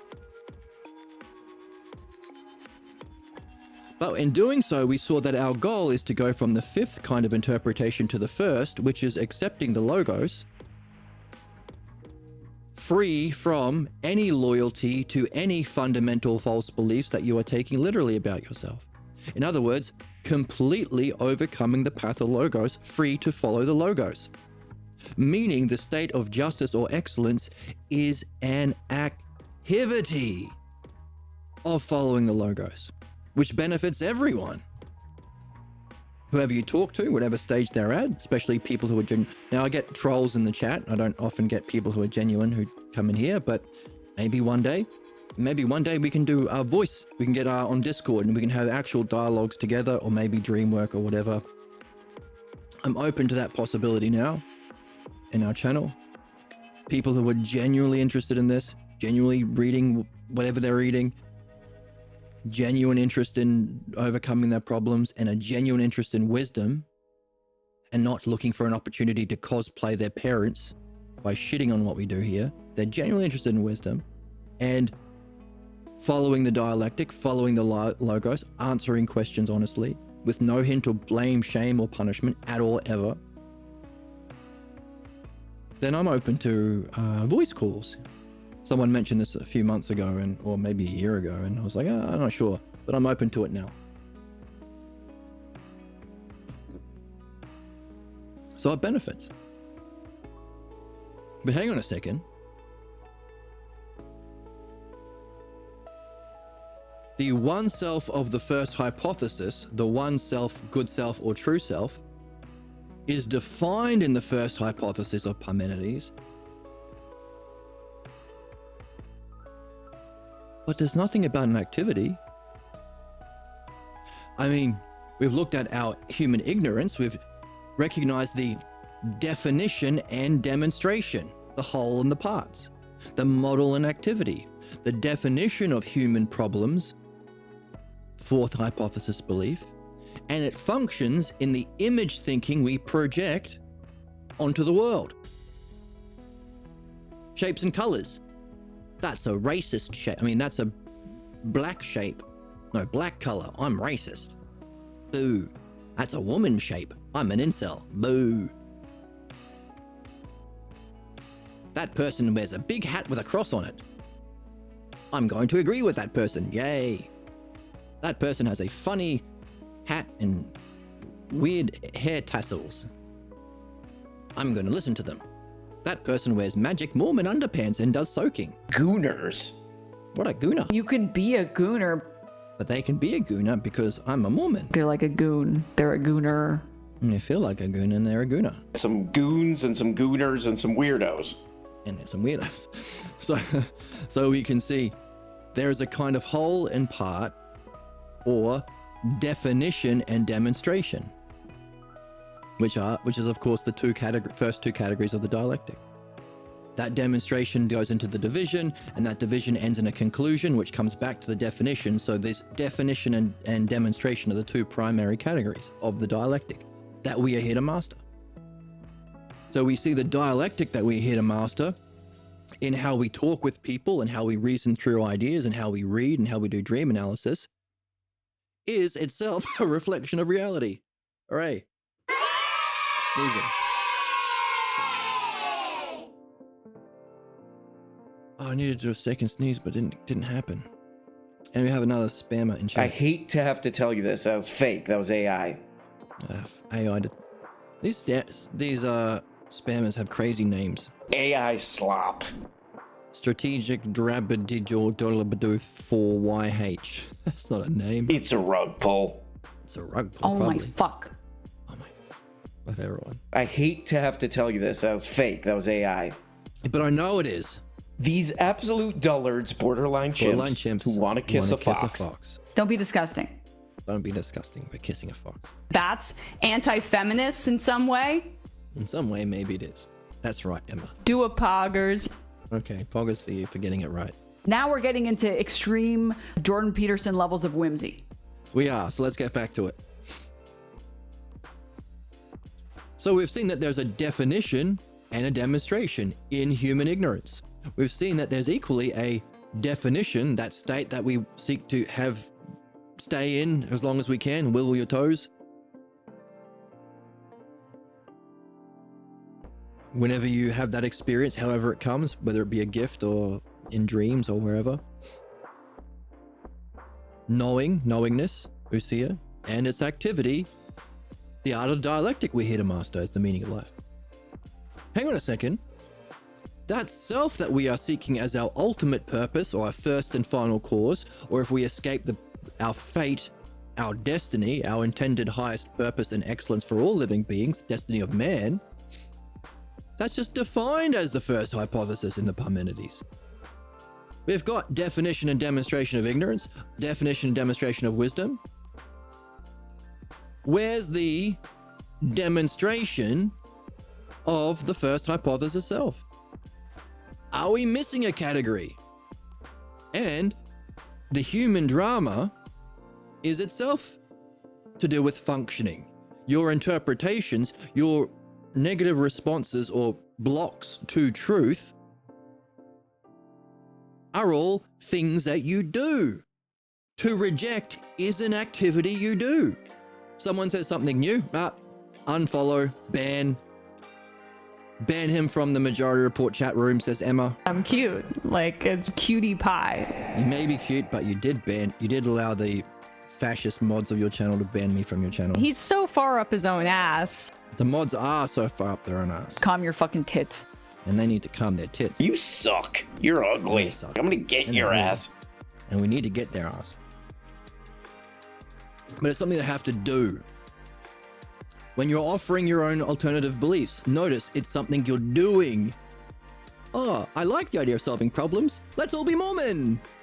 Let's blow up the world in Armageddon so Jesus solves our problems for us. Taking a piece. You are taking a piece. I'm going to be the best, the most philosophical Mormon of all time. Gooners. With my magic underpants. Gooner bait. That's just Gooner bait. I'm joy maxing, okay? And if I aura mog you because I'm joy maxing so hard, that just sounds like your cortisol levels are Spiking for no reason. That's right. Trying to unify, again, it's an activity. So while the 10 stages of development, or the 5 stages of development, and the 5 classes of problems, but again, they're all states of mind, they're all worldviews, so we could say the 10 stages of our development go along with the 10 stages of our activities that we function as we move through it. Meaning, this first hypothesis version interpretation here is an activity. You are accepting the new and sacrificing, or having sacrificed the old by removing the 10th functioning.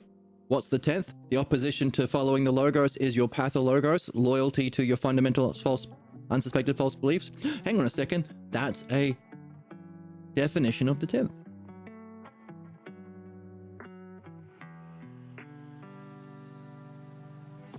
A third spammer. Worse So much spam than today. slop. Sludge. Sludge. So many spammers today. So there's our question. We've got a definition and demonstration in each of these stages of development. We have an activity in interpretation as our ultimate goal, but where do we see that activity in our stages of development? Where's the demonstration of the functioning of self? Bringing us to the ox-herding pictures. Now we did get a clue in the text. Socrates says, hey, that paradigm of wisdom, the paradigm has to have a cause prior to mind itself. That's Chronos. But he goes on and says, hang on a second. Even Chronos has to have a cause.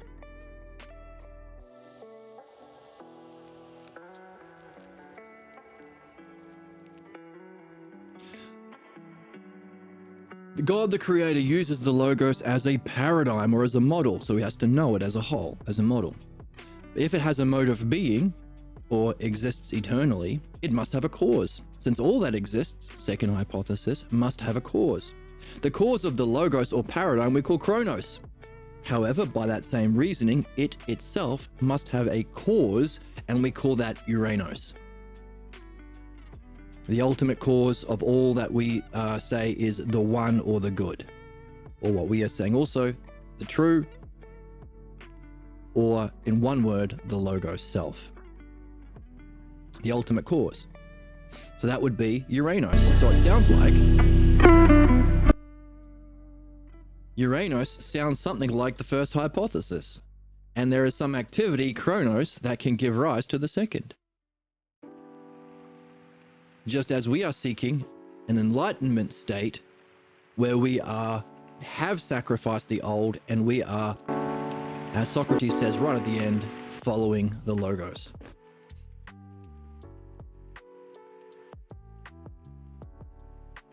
Follow the, and if you want a bumper sticker, that's probably the coolest of all, follow the Logos. Yeah. With her I. So this is, again, it's not, so one of the ways that people holding on to their false beliefs reject truth or the dialectic is to reject transpersonal ideas or reject principles, truth. Or reject transpersonal, one. Or reject the idea of good. Who's to say what's good or bad? So here we have Jesus playing that card. Hey, you're very thoughtful in you're very thoughtful in your choice of words, Socrates. I do see where see, personal, physical, opinions, reframing it as opinions, rejecting the idea of one and truth. I do see where your thoughts will carry you. You say that God and Satan would be totally different states, totally different natures, and so no battle could occur between them. So with a stroke of reasoning, you would banish the thought of the coming Armageddon. If we want to save our species from Armageddon, we can memorize and practice this dialectic. That's what's necessary. You don't have to kill anyone, it's reasoning itself. But what we are seeing is you don't just need reasoning, it's not just truth, it's also humanness. We have to also recognize the little human games that little humans play to reject that. So not only have we seen that the Abrahamic or a fighting God can't exist, Satan can't exist, evil isn't the cause of human problems and isn't real. It's pathologos, belief and ignorance. It's the imitation of virtue by vice, the appearance of virtue as vice. And Armageddon is impossible. So if we blow up the world in hopes that Jesus comes back, as people in power currently trying to do, Jesus ain't going to come back. You're just mass murdering fascists, psychopaths. So, but the little game we have to account for, the humanness, is trying to pass it off as your thoughts. Not me, I can't do it. It's your doing. It's all of us. We all seek to be Hellenic, because to follow the Logos is to be Hellenic. So, you would banish with a stroke of reasoning the upcoming Armageddon. The coming Armageddon. Socrates says, that is where reason bids me to go. I'm not doing it, reason's doing it. With her, I follow the Logos. So how do we overcome problems and reach our excellence? A state of being that we mentioned earlier, the flow state of justice, where we are following the Logos.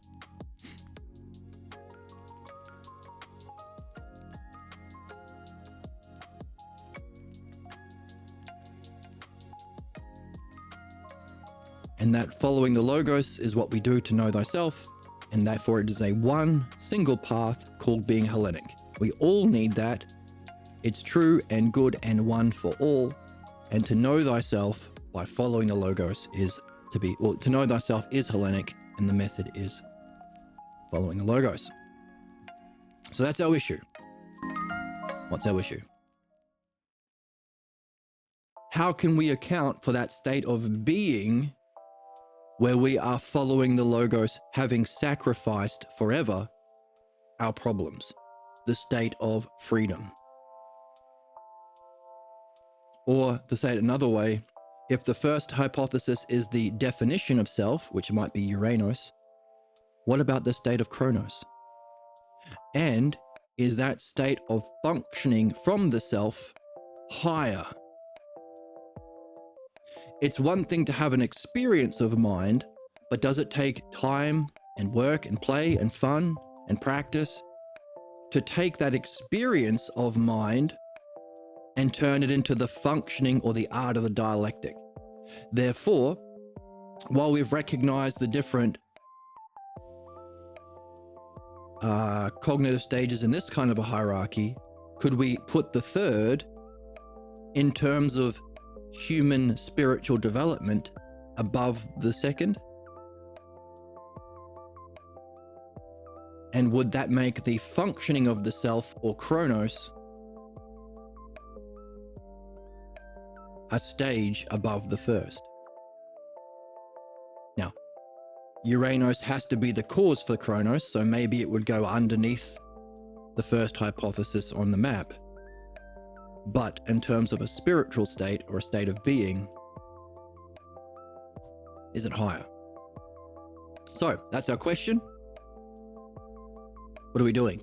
We're taking the highest work in philosophy ever, in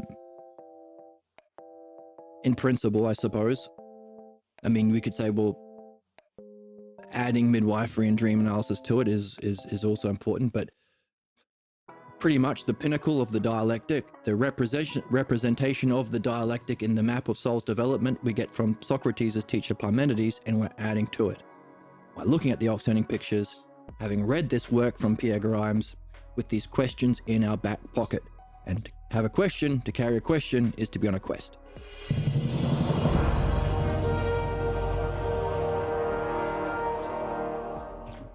Right, so I'm out of coffee.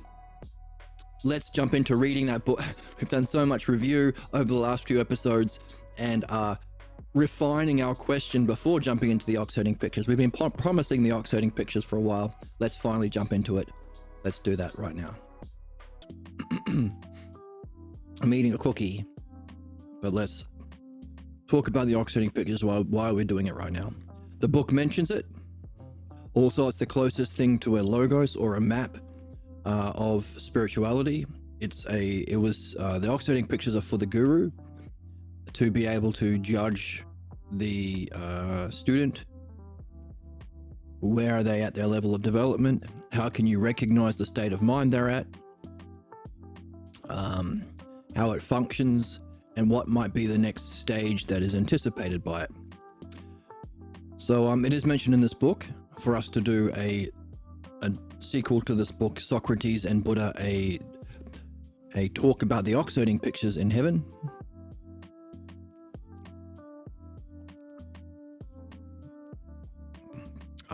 Socrates wants that because he wants to know what it's like, have a map of what it feels like, or what are the stages of human development. So the hypotheses will represent the paradigm of reality, but as a developing soul goes through those stages, what's it like? For instance, in the hypotheses, we have understanding before knowing. Make sense? The preparation for that knowing experience is through understanding. That's why we read. One of the reasons we read. And if you have that knowing experience with understanding in your back pocket, you recognize it, acknowledge it, appreciate it more than without. But for some people, they don't get into true understanding, dianoia, dialectic, until after having a glimpse, after having a profound experience, a meditation experience, or a drug experience, or a dream experience, or a near-death experience. Now, all of them you could say are gifts. So you might say, in terms of human development, for some people, the second hypothesis is before the third.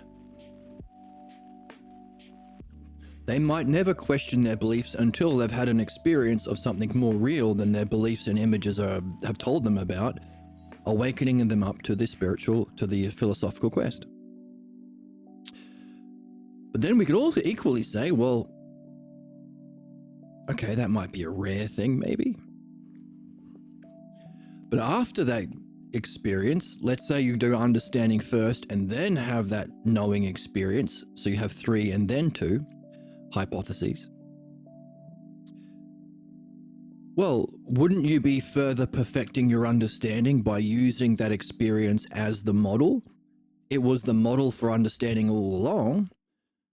So wouldn't you say that using that you've upgraded your understanding? So the understanding you develop after that experience, so long as you're keeping that experience as a memory or imagination, this is the use of imagination, visualization.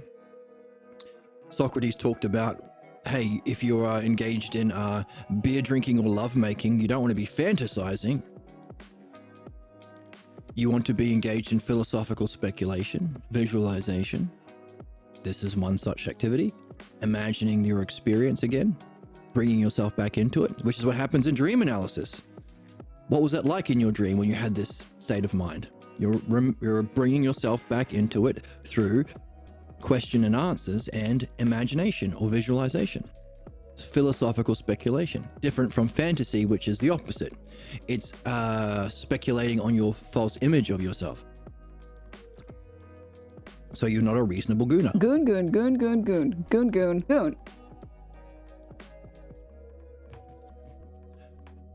So therefore, using that experience to further develop your understanding or mastery of the dialectic would make understanding, third hypothesis, above second. Or 3, 2, 3. The understanding leading up might be different from the understanding after. Then we've also been seeing that the understanding applied to going beyond that enlightenment experience to the self is beyond that too. So another reason why the third hypothesis in terms of your human development might be beyond the second or after the second. How's the music volume, by the way? Turn up a little bit more. Not too much. Maybe here.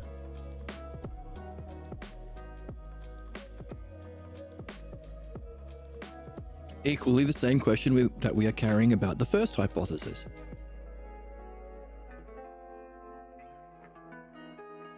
If the first hypothesis, pure definition of the self, gives right or Uranus causes Kronos its activity, then on the hypotheses it should be Kronos and then Uranus. But in terms of our development, same question. Would the integration of the definition, the integration of the state of self into a functioning be a higher stage of development as a human being or as an evolving soul? So this is why we're reading the book. These are the questions that Socrates has been asking. I have to eat a cookie.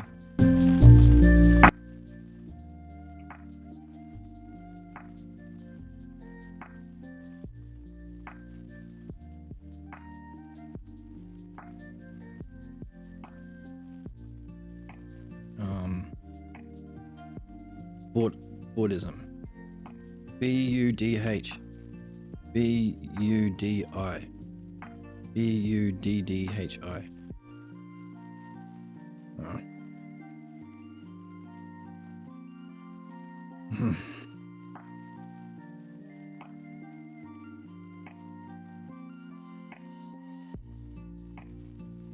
Got it. Ox herding pictures.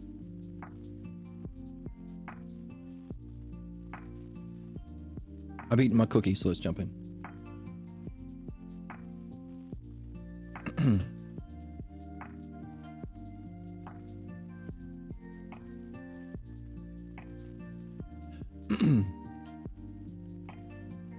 So Jesus is pointing out the difference between Paul and Mark, the rejecter and the rejecter of the rejecter. Pauline doctrine says that faith is sufficient for salvation. Paul says nothing about the conditions necessary for entering the kingdom of God, which of course is basic and central to the Gospel of Mark. Mark offers understanding, third hypothesis, as the way to prepare the mind for the breakthrough we call the kingdom of God. So Jesus has, through Mark, rejected by Paul, so it's fucking tragic that modern Christians are Pauline. Never quote Paul if you're a Christian. By the way, the Comigya, the 10 fundamental precepts, Keyrymga,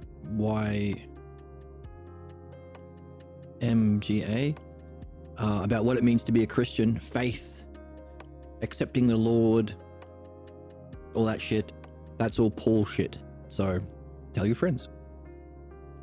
So Mark offers understanding, third hypothesis, to prepare the mind for the breakthrough we call the kingdom of God. So it's a metaphor, not literal, remember, way of describing the state of mind called the second hypothesis. Socrates continues, there is a way to enter the kingdom of God. It is direct and simple. But I think we also need something like what Plato started in his myth in the Phaedrus. Indeed, I am sure you know of it. Hey, we had a spammer that got through. It just says best viewers. It didn't even offer a link. It's bad spam. You're a bad spammer. You're the fourth. This guy has today. found something beyond slop. And you've gone beyond slop to not even spam. Absolute properly. slop. It's absolute slop. Oh, these terrible accounts, man. Dumbass. Dumb. Unbelievable sluts these days. Unbelievable these days. I would scoop the moon in a cup for you. For those who are not spammers. Garbage. So, in the Phaedrus, I'm sure you know of it, says Socrates, he describes the journey of the soul to experience the other side of heaven. There are stages along the way, but I would have liked all the stages of enlightenment, from a glimpse to the final stages worked out. So there's a state of mind we can call the kingdom of heaven. There's a moving through to the other side.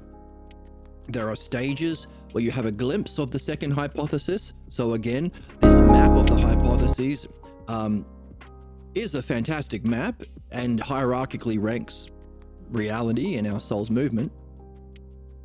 But we also have to account for the humanness. Having a glimpse of the second, getting back into the third.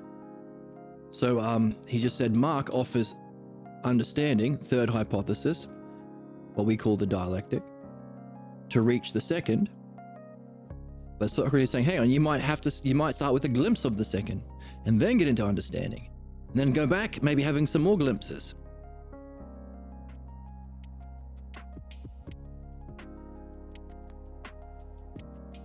You can get into that same, even though it's a oneness, a single experience, the same experience with greater depth. As it's the model for understanding. Bless me. Not only experiencing that same experience with greater depth, but greater integration into your own functioning and way of being.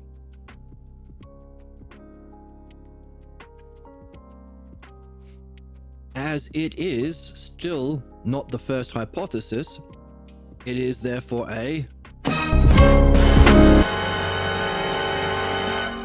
analogical reflection and message of the self, so that peak experience can teach you about the self while not being the end. Thumbs up. Therefore, oh, the screen is not loading. Oh my goodness. Oh, which goes back to the text where Socrates says, hey, by the way, when he was doing that dialectic that we ran into Jesus's block, he said, not only does your experience, Jesus, have a cause, which is more prior, superior, and independent, we could use the principle of as above, so below to learn about what we might be on the lookout for, or learn about the self from looking at its reflection in the mirror.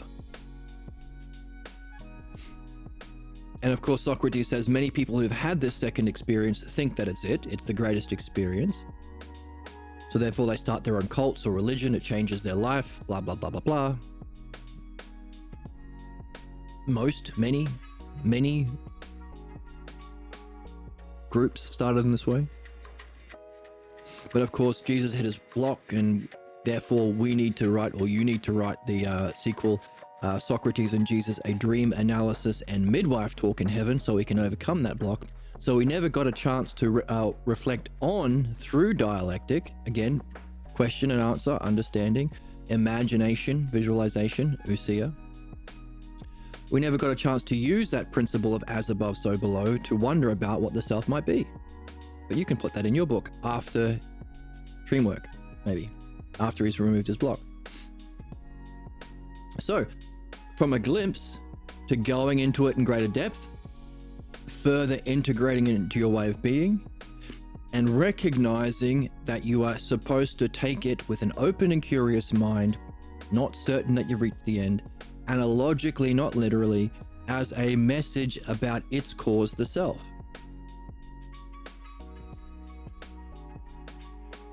So there might be stages of that.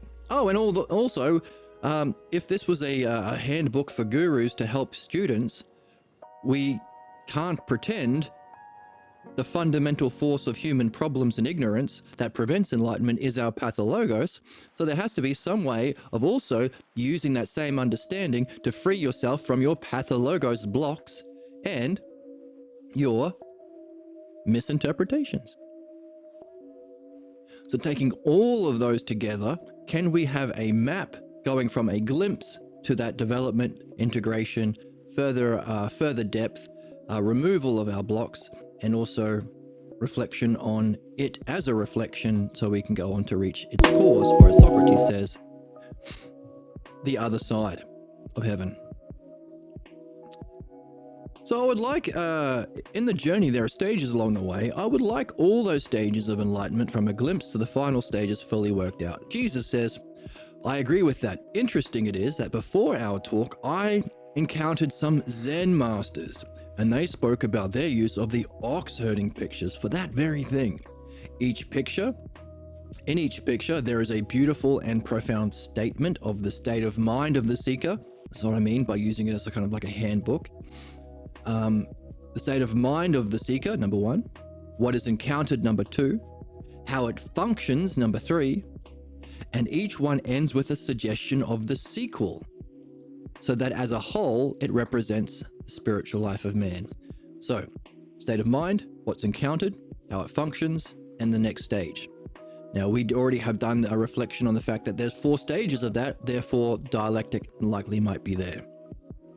You might say what is encountered might be the definition, your state of mind, how that state of mind might be demonstration, how it demonstrates in your state of mind having encountered that thing, how it functions, division, and the conclusion, whether or not you can be open to the next stage. Socrates says, I had not learned of their map of the spiritual journey of the soul. I do think it's time we meet with them to explore similar questions that we have entertained in our discussion. Jesus responds, now that would be interesting to learn about. I am sure I would enjoy learning about it. If you do go ahead, I believe you should call it the dialogue between Socrates and the Buddha. And then he goes on to ask about, go back to the lineage of people in philosophy. I want to know about Dionysius and Damascus, people in the lineage of Plato. So, a dialogue between Socrates and the Buddha could be a sequel or triquel to the book that we're reading. So that's why we're jumping in. That's what we're looking for. Now, having read the book and reflected in the way we have an understanding of the dialectic that we can apply to those things to see those things that we might not have done had we not done all the amazing, fantastic work we've been doing. So hooray for us. I have a sickness for the thickness. If you've been following, I have a sickness for your thickness as well. Funny and cool? Hey, leave some for the rest of us, man. I will not. Now let's bring up the ox herding pictures.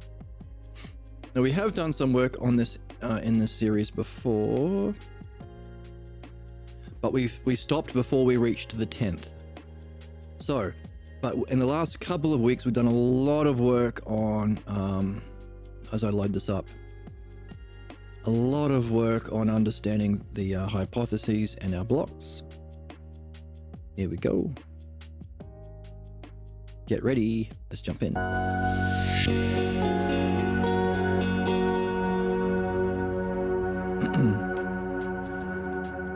So there are two main translations. One from translated late 1800s, early 1900s by Senzaki Nyogen, attributed to Tenzo Shuban in the 1400s, and one from the book called The Three Pillars of Zen, verses attributed to Kakuan Shien. Now that sounds like these two could be, oh, how badass would that be? Imagine doing an anime where the main characters were Tensho Shuban and Kaku Sen Shien, two people who were at such a level of what's that anime called? I always forget the name. Jujutsu anime. Jujutsu Kaisen. So they're so high level in Jujutsu Kaisen that they have written the book on stages. Attributed to Kaguan Shien, a Chinese Zen master from the 12th century. So here we go. So the first stages are stages of ignorance. Fourth and fifth hypothesis. Seeking the ox. Oh wait, listen. In search of the bull. In the pasture of the world, I endlessly push aside the tall grass in search of the ox. Following unnamed rivers, lost upon interpenetrating paths of distant mountains, my strength failing and my vitality exhausted, I cannot find the ox. So our question is, what is the ox? We're in search of it, but here we say many paths. So again, one of the fundamental premises of what blocks our following of the Logos is not accepting there is one path. There are many paths. What do we take? Who knows? My strength and vitality exhausted. We call the pathologos a psychic parasite. It literally saps energy away from you and feeds your pathologos images that continues your block, taking away the psychic energy needed for reading and these experiences. In the second translation from The Three Pillars of Zen, seeking the ox. The ox has never really gone astray, so why search for it? I already know what the self is. Why subscribe to this philosophy podcast? Having turned his back on his true nature, the man cannot see it. Because of his defilements, he has lost sight of the ox. Vices we talked about today. Suddenly he sees himself in a maze of crisscrossing roads. Greed for worldly gain. And dread of loss spring up like searing flames.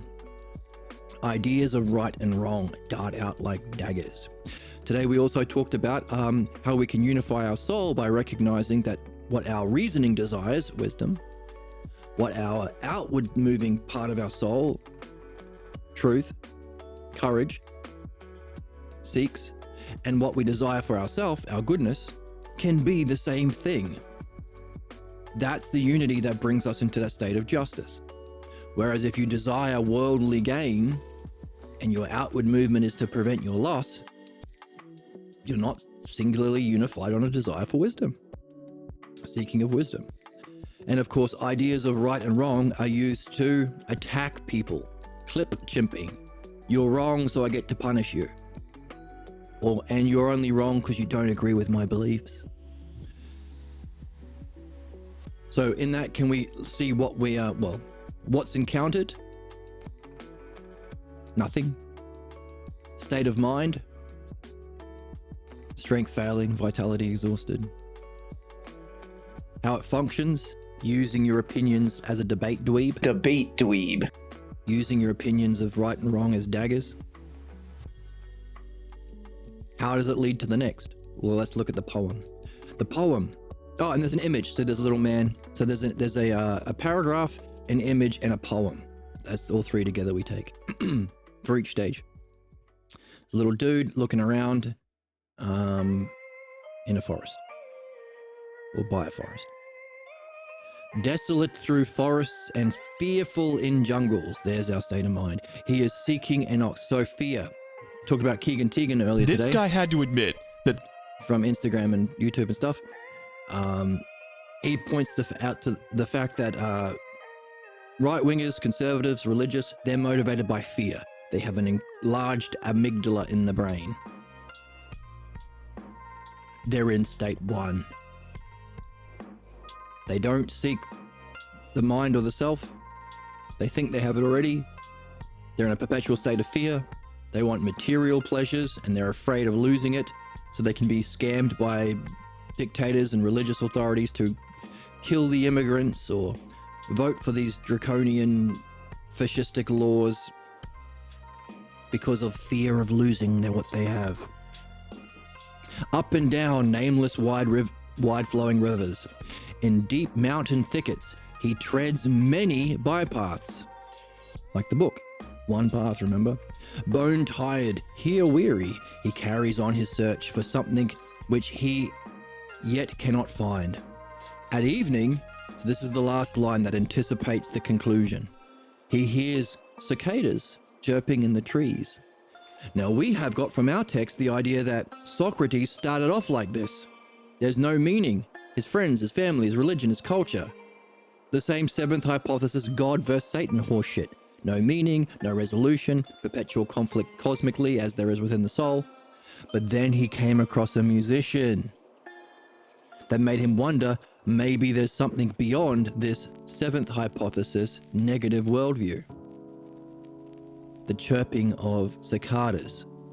So within music, he said, if there's a harmony and beauty within music, maybe it reflects that of nature, like a cicada. See? We're looking back at these ox-herding pictures, having read what we've done, having done the work we've done, being able to see it with new eyes. Isn't that amazing? Is it amazing, Emma? I'm too pure. Yes, but is it amazing? It's not being crazy. It's called reaching a higher sense of being.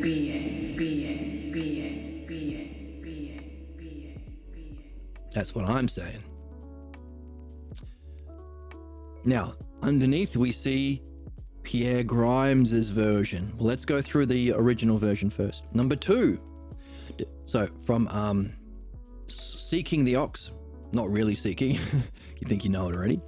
Discovery of the footprints. Along the riverbanks under the trees, I discover footprints.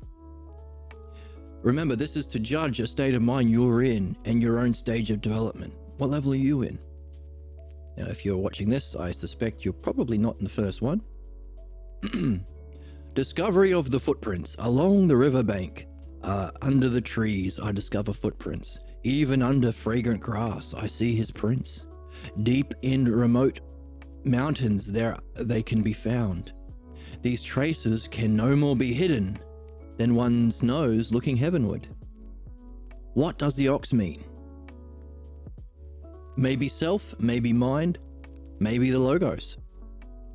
What are the footprints? Evidence of the logos in patterns in reality like music or math or principles and axioms. Maybe the footprints are the logos.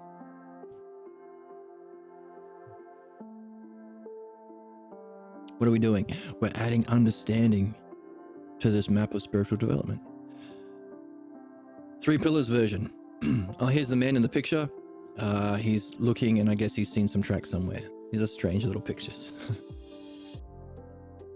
finding the tracks. Through the sutras and teachings, he discerns the tracks of the ox. What do we do on this channel?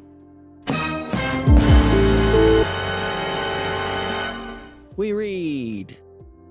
Sometimes people call these books the sutras. If you don't know, now you know. Now you know. Through the sutras and teachings, he discerns the tracks of the ox.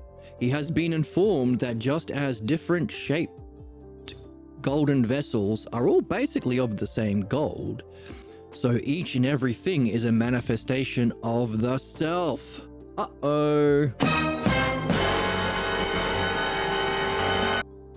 That one's perfect and exactly the case. Thank you, Emma.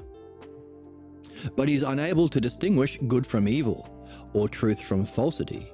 He has not actually entered the gate, but he sees in a tentative way the tracks of the ox. So he's been reading. So you're likely at least here. Everything is a manifestation of the self. That's pretty neat. Cannot distinguish good and evil. He's yet to learn about. What do we learn from this book? Evil isn't real. It's problems.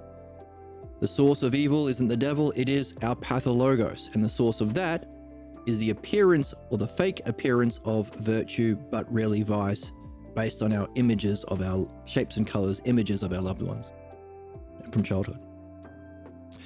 Now notice, he hasn't entered the gate. That's interesting because sometimes the second hypothesis experience is called a gate because it's the gateway through. It's the brilliant, shiny, blissful gateway through to the self. The poem, innumerable footprints he has seen in the forest and along the water's edge. Maybe as we've been reading, we started to notice the footprints of the dialectic. There's a structure behind the conversations. There's a structure behind how Socrates is leading them. His thinking, even within a single paragraph, his thinking is organized in a structure. The book itself. We mentioned that things like music follows the dialectic, it seems. Footprints of the inherent unintelligibility that we participate in through the dialectic. Over yonder, does he see trampled grass? Even the deepest gorges of the topmost mountains can't hide the ox's nose, which reaches right to heaven. So interesting, same metaphor the Chinese Zen dudes are using that Jesus used. Heaven, kingdom of God, they're using the same thing. So quite clearly, they're not talking about a fucking holiday resort in clouds. That's what a literalist will think. It's a state of mind. So that's theology, a metaphorical myth to personify philosophy. Now, the last paragraph. Wherever he looks, the deepest gorges of the topmost mountains can't hide the ox's nose. What's that? Mind, self, that reaches all the way to heaven. He's looking. He's seen evidence everywhere. Now, of course, we could unpack what's encountered. Well, from reading, he's seen footprints, innumerable. What's his state of mind? Tentative. Still really confused. Hasn't learned how to understand problems yet, or how to do the art of dialectic to separate your problems from your reading or from removing your interpretation, your projections, and your blind spots. But he does seem curious, so maybe mix some of that in. How does it function? Well, he's reading, he's learning, he's listening to people, he's been informed by other people. He's heard of the idea of self, which can be triggering for a lot of people. He's tentative, but open, curious. And as a result of all this, he sees that there might be a path to heaven. Number 3, perceiving the bull. We see a little picture of a man looking at the butt of an ox. And that reminds me of a great quote from a great oracle that goes like this.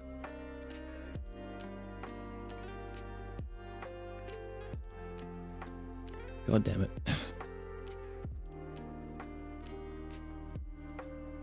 Hold. Trying to find it.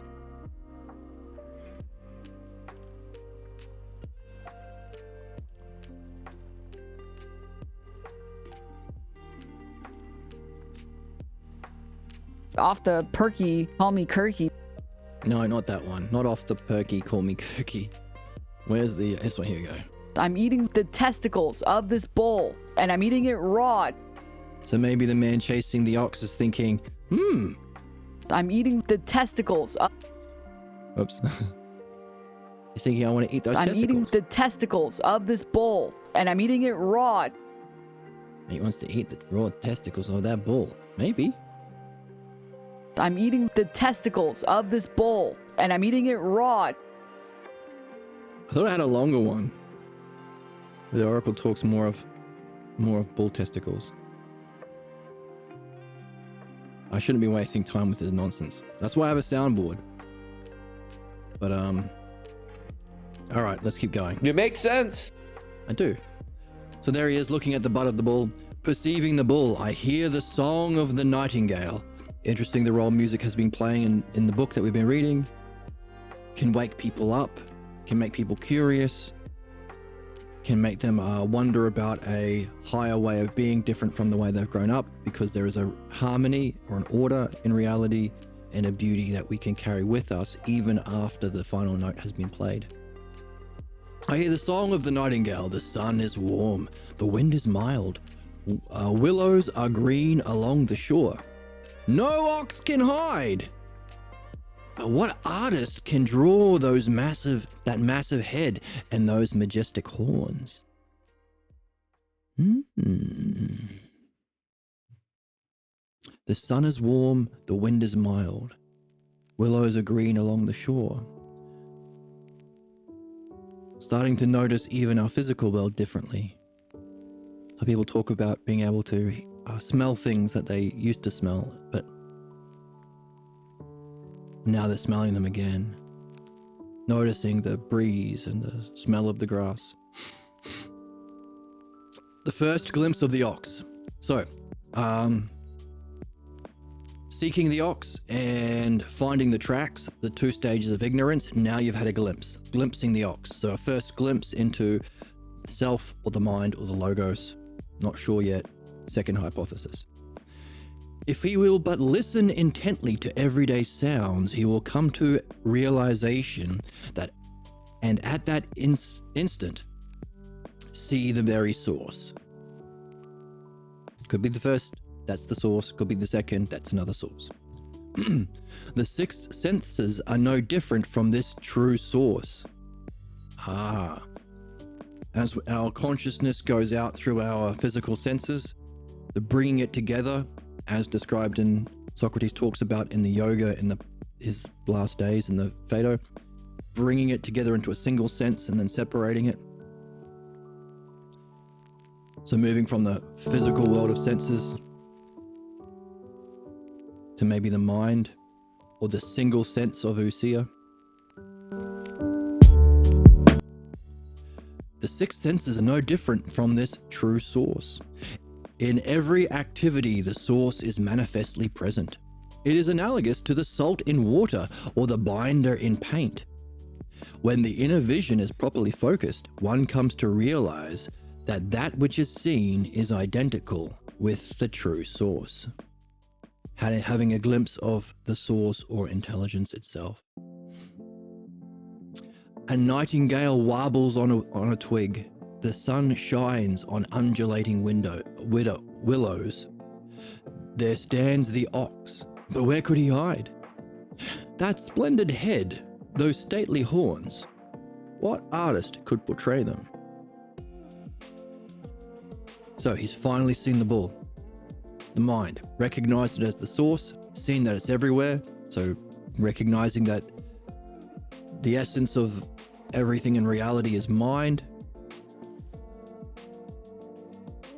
It's mind reflecting itself through itself. That's interesting. Like the binder and paint, or the salt in seawater.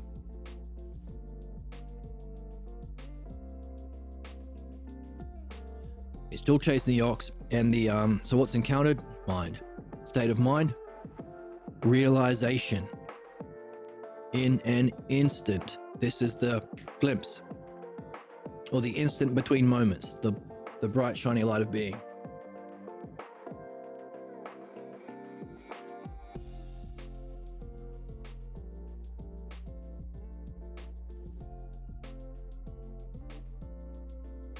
There is a recognition, so the work that he was doing in his reading in stage 2 is paying off. But how's it function? He's still chasing it. He's listening more intently. He's seeing how the logos is being expressed everywhere. But also, how does it lead to the next one? What artist could portray them? So there we go. There's our question from earlier. You might start with a glimpse. But our job is to understand it.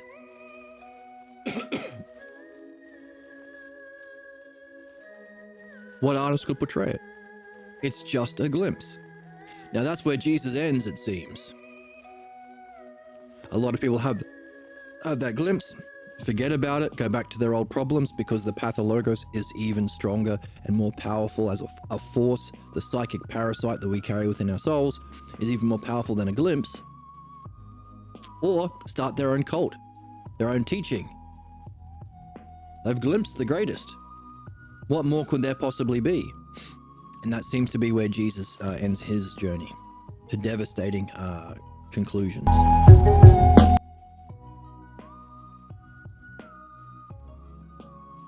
Actually, let me try something.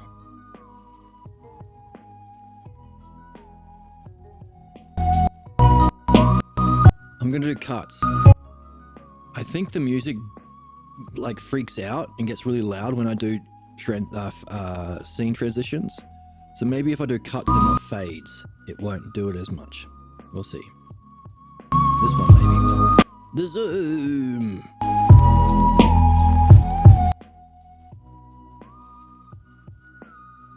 Okay, so how could we understand it? How could we nail it down with understanding? What artist could possibly, you know, and we can answer that question. What artist can portray them? The dialectician, baby. The Hellenic man, baby. The true philosopher. Funny and cool? Hey, leave some for the rest of us, man. Never. Spit on me. Oh, calm down, Emma. Oh my fuck.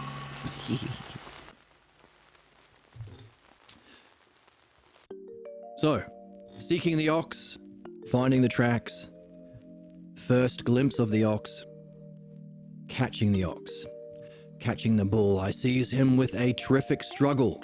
His great will and power are inexhaustible. He charges to the high plateau far above the cloud mists, or in the impenetrable ravine he stands. There's a man with a rope around the ox's head. And there's a little fat little man with his little robe on. And there's an ox doing a little dancing around. Catching the ox. Today he encountered the ox, which had long been cavorting in the wild fields. Imagine that, cavorting. He actually grasped it. For so long a time it has reveled in these surroundings that breaking it of its old habits is not easy. That sounds like the counterattack, or the stages of interpretation that we go through as our pathologos tries to hold on to its problems, its habits, its old way of being. Socrates talked about having to find new friends. So Socrates was quite a noble guy that just, oh yeah, my friends don't talk about this, finding new friends now. A lot of people think they need their friends, or they're attracted to that, or their family way of being, or their family bullshit. So we talk about the zombie virus being a psychic parasite, and it's really powerful. So great its power and will It continues to yearn for sweet-scented grasses. So this is the physical desires we've been seeking. Mentioned as in an earlier, mentioned in number 1. Greed for worldly gain and fear of loss. So once those green pastures, yearning for sweet-scented grasses, it is still stubborn and unbridled. If he could tame it completely, the man must use his whip. So now there's a new idea of a whip. What does that relate to? We're adding understanding to the metaphor. Sounds pretty clear. The dialectic, midwifery, dream analysis. He must tightly grasp the rope and not let go. Midwifery and dream analysis is a relationship. It develops over time. It's a practice, developing the virtues. For the ox still has unhealthy tendencies. Well, that's pretty clear what that is. Even while he tugs it by the nose, it might well turn his head towards old haunts. Pretty cool, right? What's encountered? Mind. Or a higher state of mind as a result of that glimpse. What also is encountered? The pathologos counterattack, or those stages of interpretation as we go through rejecting the old or offering alternatives or taking a piece or trying to keep both. All of those stages of human interpretation as a response to truth and insight. Thankfully, in stage 2, seeing the footprints he's been reading,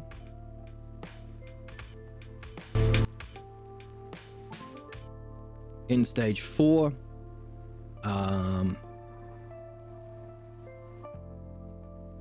yes, he developed his own inner curiosity. So stage 3, perceiving the bull. What artist could possibly understand this?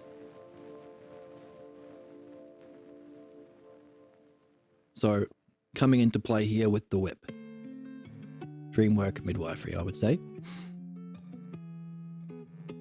For even if he tugs it by the nose, it may well turn towards old haunts. So it sounds like what it's anticipating is the counterattack. He's finding that his habits and his way of being has been in a dialectic on the false image of his self the whole life. Now he had a glimpse of the self, or a glimpse of the reflection of self in the source of physical reality, the underlying nature of physical reality, or the underlying nature of all of our individual senses, the single sense, and the single reality, consciousness or mind or being itself. But having woken up to a new thing, he is finding in the third ox, having a glimpse, he's finding his whole way of being is he has to address. He has to hold tightly to that rope and use a method called midwifery. Otherwise, it'll go towards his old problems. Number 5, look at the bull, no longer pulling against the rope and doing a little dancey thing. And the man is just quietly walking along with it, taming the bull. The whip and rope are necessary. So for us, what would we say is the whip or midwifery? The rope, maybe dream analysis and reading. Else it might stray off down some dusty road. Interpretation, pathologos. Being well trained, he becomes naturally gentle. Then unfettered, he obeys his master. Now, that's from the that's not the who's the guy?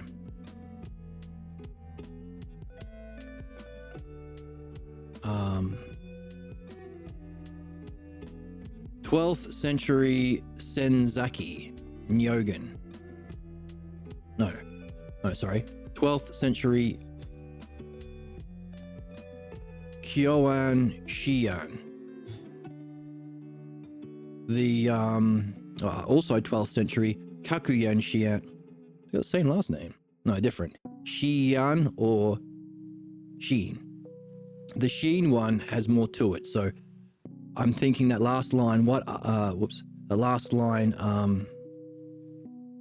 unfettered and obeying might be an anticipation of the next stage. Let's keep reading. So back to the Sheen ones. taming the ox. With the rising of one thought, another and another are born. Enlightenment brings the realization that such thoughts are not unreal, since even they arise from our true nature. This is fantastic. There are so many Eastern spiritual traditions that say thoughts are not real or a distraction and are to be let go like a cloud. Many modern yoga and meditation techniques say the same thing. Thoughts are a sickness, you've just got ADHD or some bullshit like that. And your meditation is just letting them float away. No, they are messages. We have discovered that from our reading of the book that we've been reading together. That's the providence. All distractions, thoughts, fantasies, tangents, daydreams, and night dreams are messages. They're not unreal, but they are to be looked at with not certainty and literalism as if they're real, but open-mindedness and curiosity with analogy and dialectic. That's midwifery.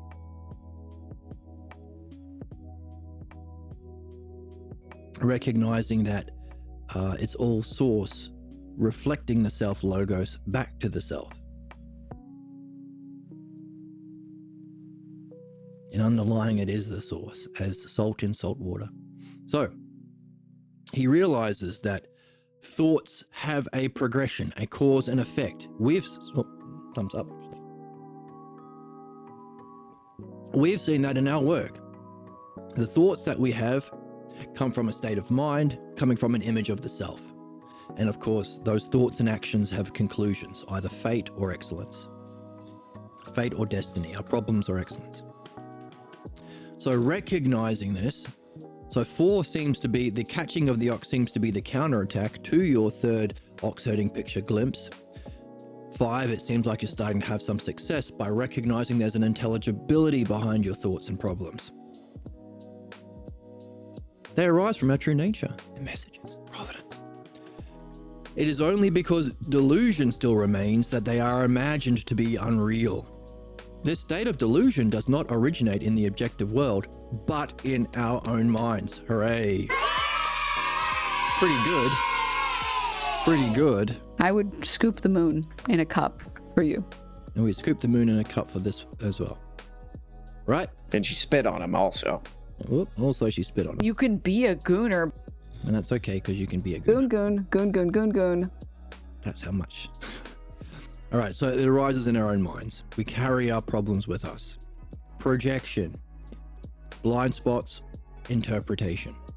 He must hold the nose rope tight and not allow the ox to roam.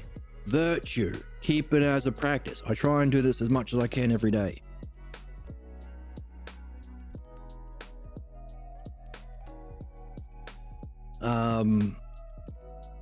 Hold the nose rope tight and not allow the ox to roam, lest off to muddy haunts it should stray. However properly tended, it becomes clean and gentle. So the anticipation of the next stage, unfettered, it willingly follow. It willingly follow its master. I think that should be it will willingly follow its master. The English doesn't sound right, and within the structure, the last line is usually the anticipation of the next stage. I wonder what artist could portray it. Now we start nailing it down with our midwifery. I wonder what it'd be like untamed. Now, it can't be untethered. We're holding it with yes, definitely. It says untethered. It may willingly obey its master, but now it can't be untethered. It's saying you have to hold the nose tightly. He must hold the nose rope tightly, so it can't be untethered yet. He's recognizing that there's an intelligibility in our problems. You're starting to have some success with your reading and midwifery and applying it to your own self-development. If you dismiss the meaning of your problems, that's just your own delusion. Don't reject intelligibility. Don't reject the logos. But it's gone from the 4th counterattack to the 5th positive and negatives. If you don't continue with your reading and your reflection and your dream work and whatever, wondering about this as much as you can, you will go back to your old patterns. Remember, the unexamined life ain't worth living because you're either doing a positive dialectic or a negative one. There's no middle ground. There's no neutral. There's no centrist position. You're either following the logos or you're attached or addicted to the pathologos. That's it. Analogously through politics, you're either a logos political party, true progressive, universal principles, universally applied to universally benefit, following the logos and using this experience as your model, or you're in your problem, you're in sickness. The conservatives, the pathologos party, that's it. Meaning we don't yet have a true political party, but we are learning what it would be. Equally the ruling of your soul, which is what we're most interested in. So what's encountered? The logos behind our problems. The rising of one thought, another is born. We think it's delusion, but it's not. It's a message from the true source. Our problems, the delusion, our problems, our pathologos is not out there. Don't project and get angry at others. It's what you carry in your own mind. So while 9 might be the battling against your pathologos in the counterattack to your third glimpse, the fifth, what is encountered? Intelligibility, logos. And through what activity? We've introduced the whip. No. You must use the whip in the fourth. We're still using, we're having some success. Sometimes you're straying, sometimes you're having success. Your mind is becoming clean and gentle. What would it be like to be free of our problems? Bringing us back to our text, as Socrates says, what has been defeated will be thoroughly defeated, meaning there is a possibility, if you continue as fifth, continue with your work, to be free without needing, to be free and have your mind following the logos naturally. The state that we call justice. Or an early state of justice, Juriki. The higher state of justice we've been wondering about. What's the ultimate functioning of the self? But the true doing it at all times with a clean and gentle mind would be that first state or flow state we've been talking about. Being in the zone. Number 6, riding the bull home. Let me just check with my streamer. Yep, we're good. We're good. Let me just make sure. Sometimes, hang on. Hold.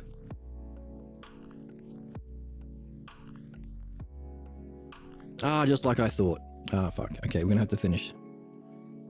Okay, let's finish it up. Okay, let's go quickly. Let's finish this. Actually, no, we've got 6, 7, 8, 9, and then the 10th. So we're halfway through. So let's leave it there. So that's a good place to finish, actually. We had a nice review today of what we've seen. The 10 stages of our development, the 10 kinds of interpretation, reflecting our process is about truth and our human response to truth. We need both truth and humanness, like Pierre Grimes would say sometimes, stay human. Going back into the text to realize, we reflected on the fact that the axiom we have to follow until we reach our goal is one, true and good. There is a one. It's the one self. There is such a thing as good, the good self. And there is a true. It's the true self. And manifesting in the logos self, or that would be the inherent intelligibility or the inherent aspects that we can know about the self that's beyond even the experience of knowing. We recognize that all injustice has to abandon those principles. Ourselves, there isn't one path, there are many paths. Me being a Mormon with magic underpants is just as true as what this guy is saying about reading and midwifery and dream work. Making yourself a Mormon. Goon. You can be a gooner. Goon. Or, abandoning the idea or axiom of one, abandoning the idea of good. Everything is good. The idea of truth. You can't know the truth So we looked at that. That's the again, that's the way in which interpretation follows as human beings fight back against their own, against the logos, against their own benefit. So we looked at those axioms we have to take for granted until we know them as the self. And just like, other axioms we take for granted for math and stuff like that, you can't know until you reach the second hypothesis. These ultimate axioms, one true and good, you won't know until the first in principle. But also giving us a fantastic catchphrase for what would be a just way of being. Universal principles, universally applied for our universal benefit. Meaning they are one, universal principles. We apply them all the time in everything we do outwardly in our truth seeking. And so we get the benefit that we all transpersonally, universally desire. The good we all seek. This is for everyone. One path for everyone to be Hellenic. So, and then we looked at that and recognized that while that map of the hypotheses gives us those 10 stages of soul and the 10 human interpretation reactions to it and its development,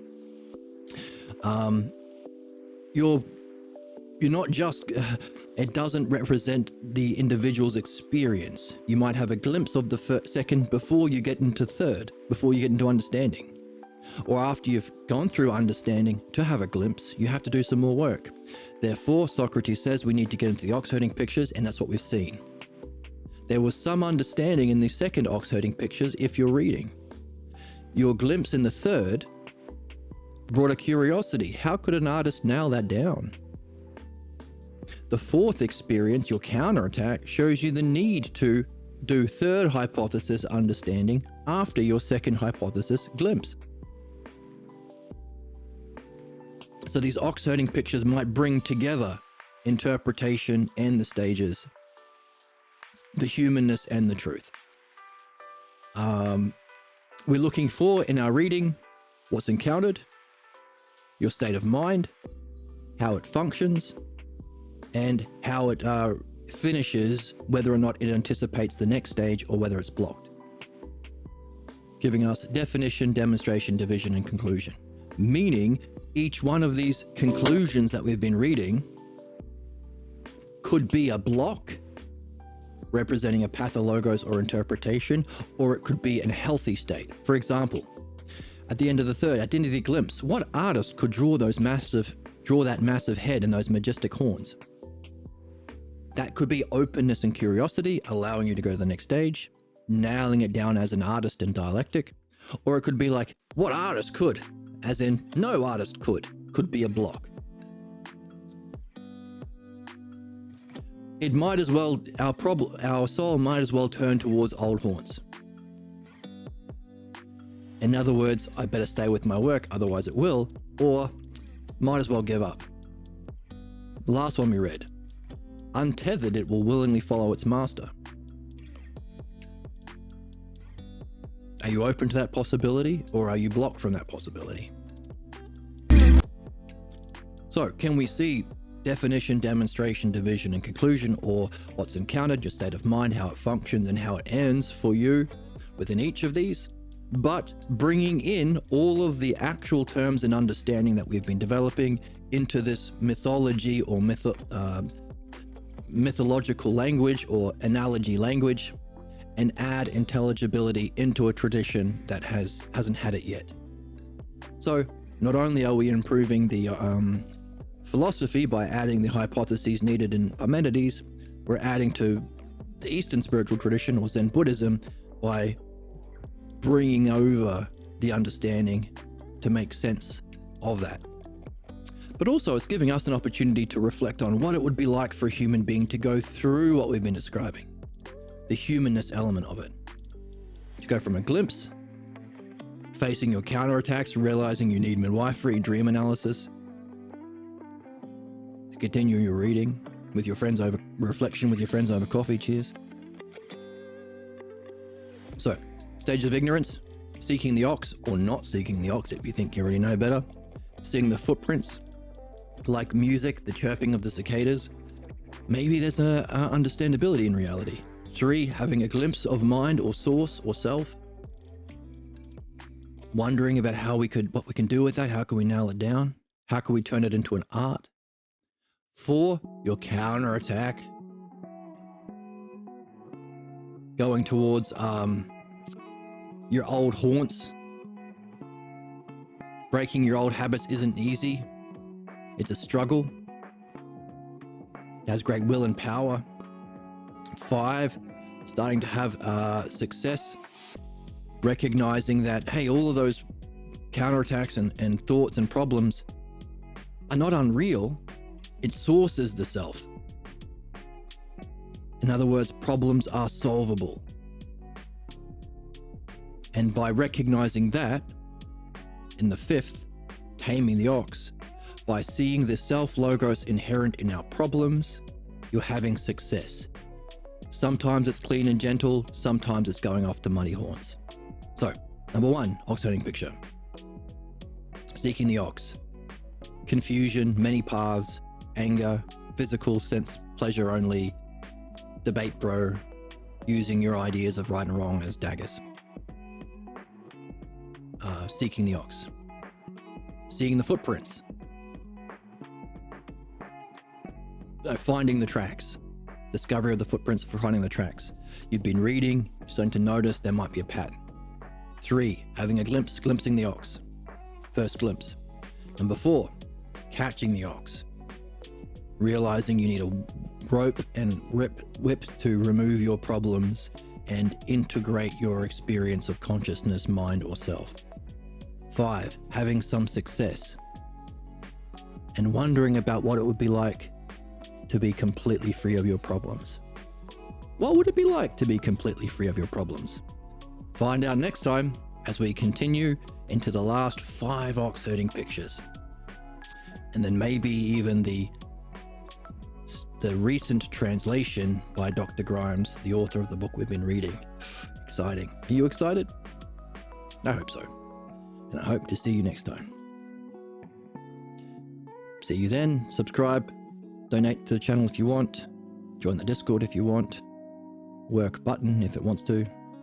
Follow on Twitch. Donate to the channel. It works. And I'll see you then.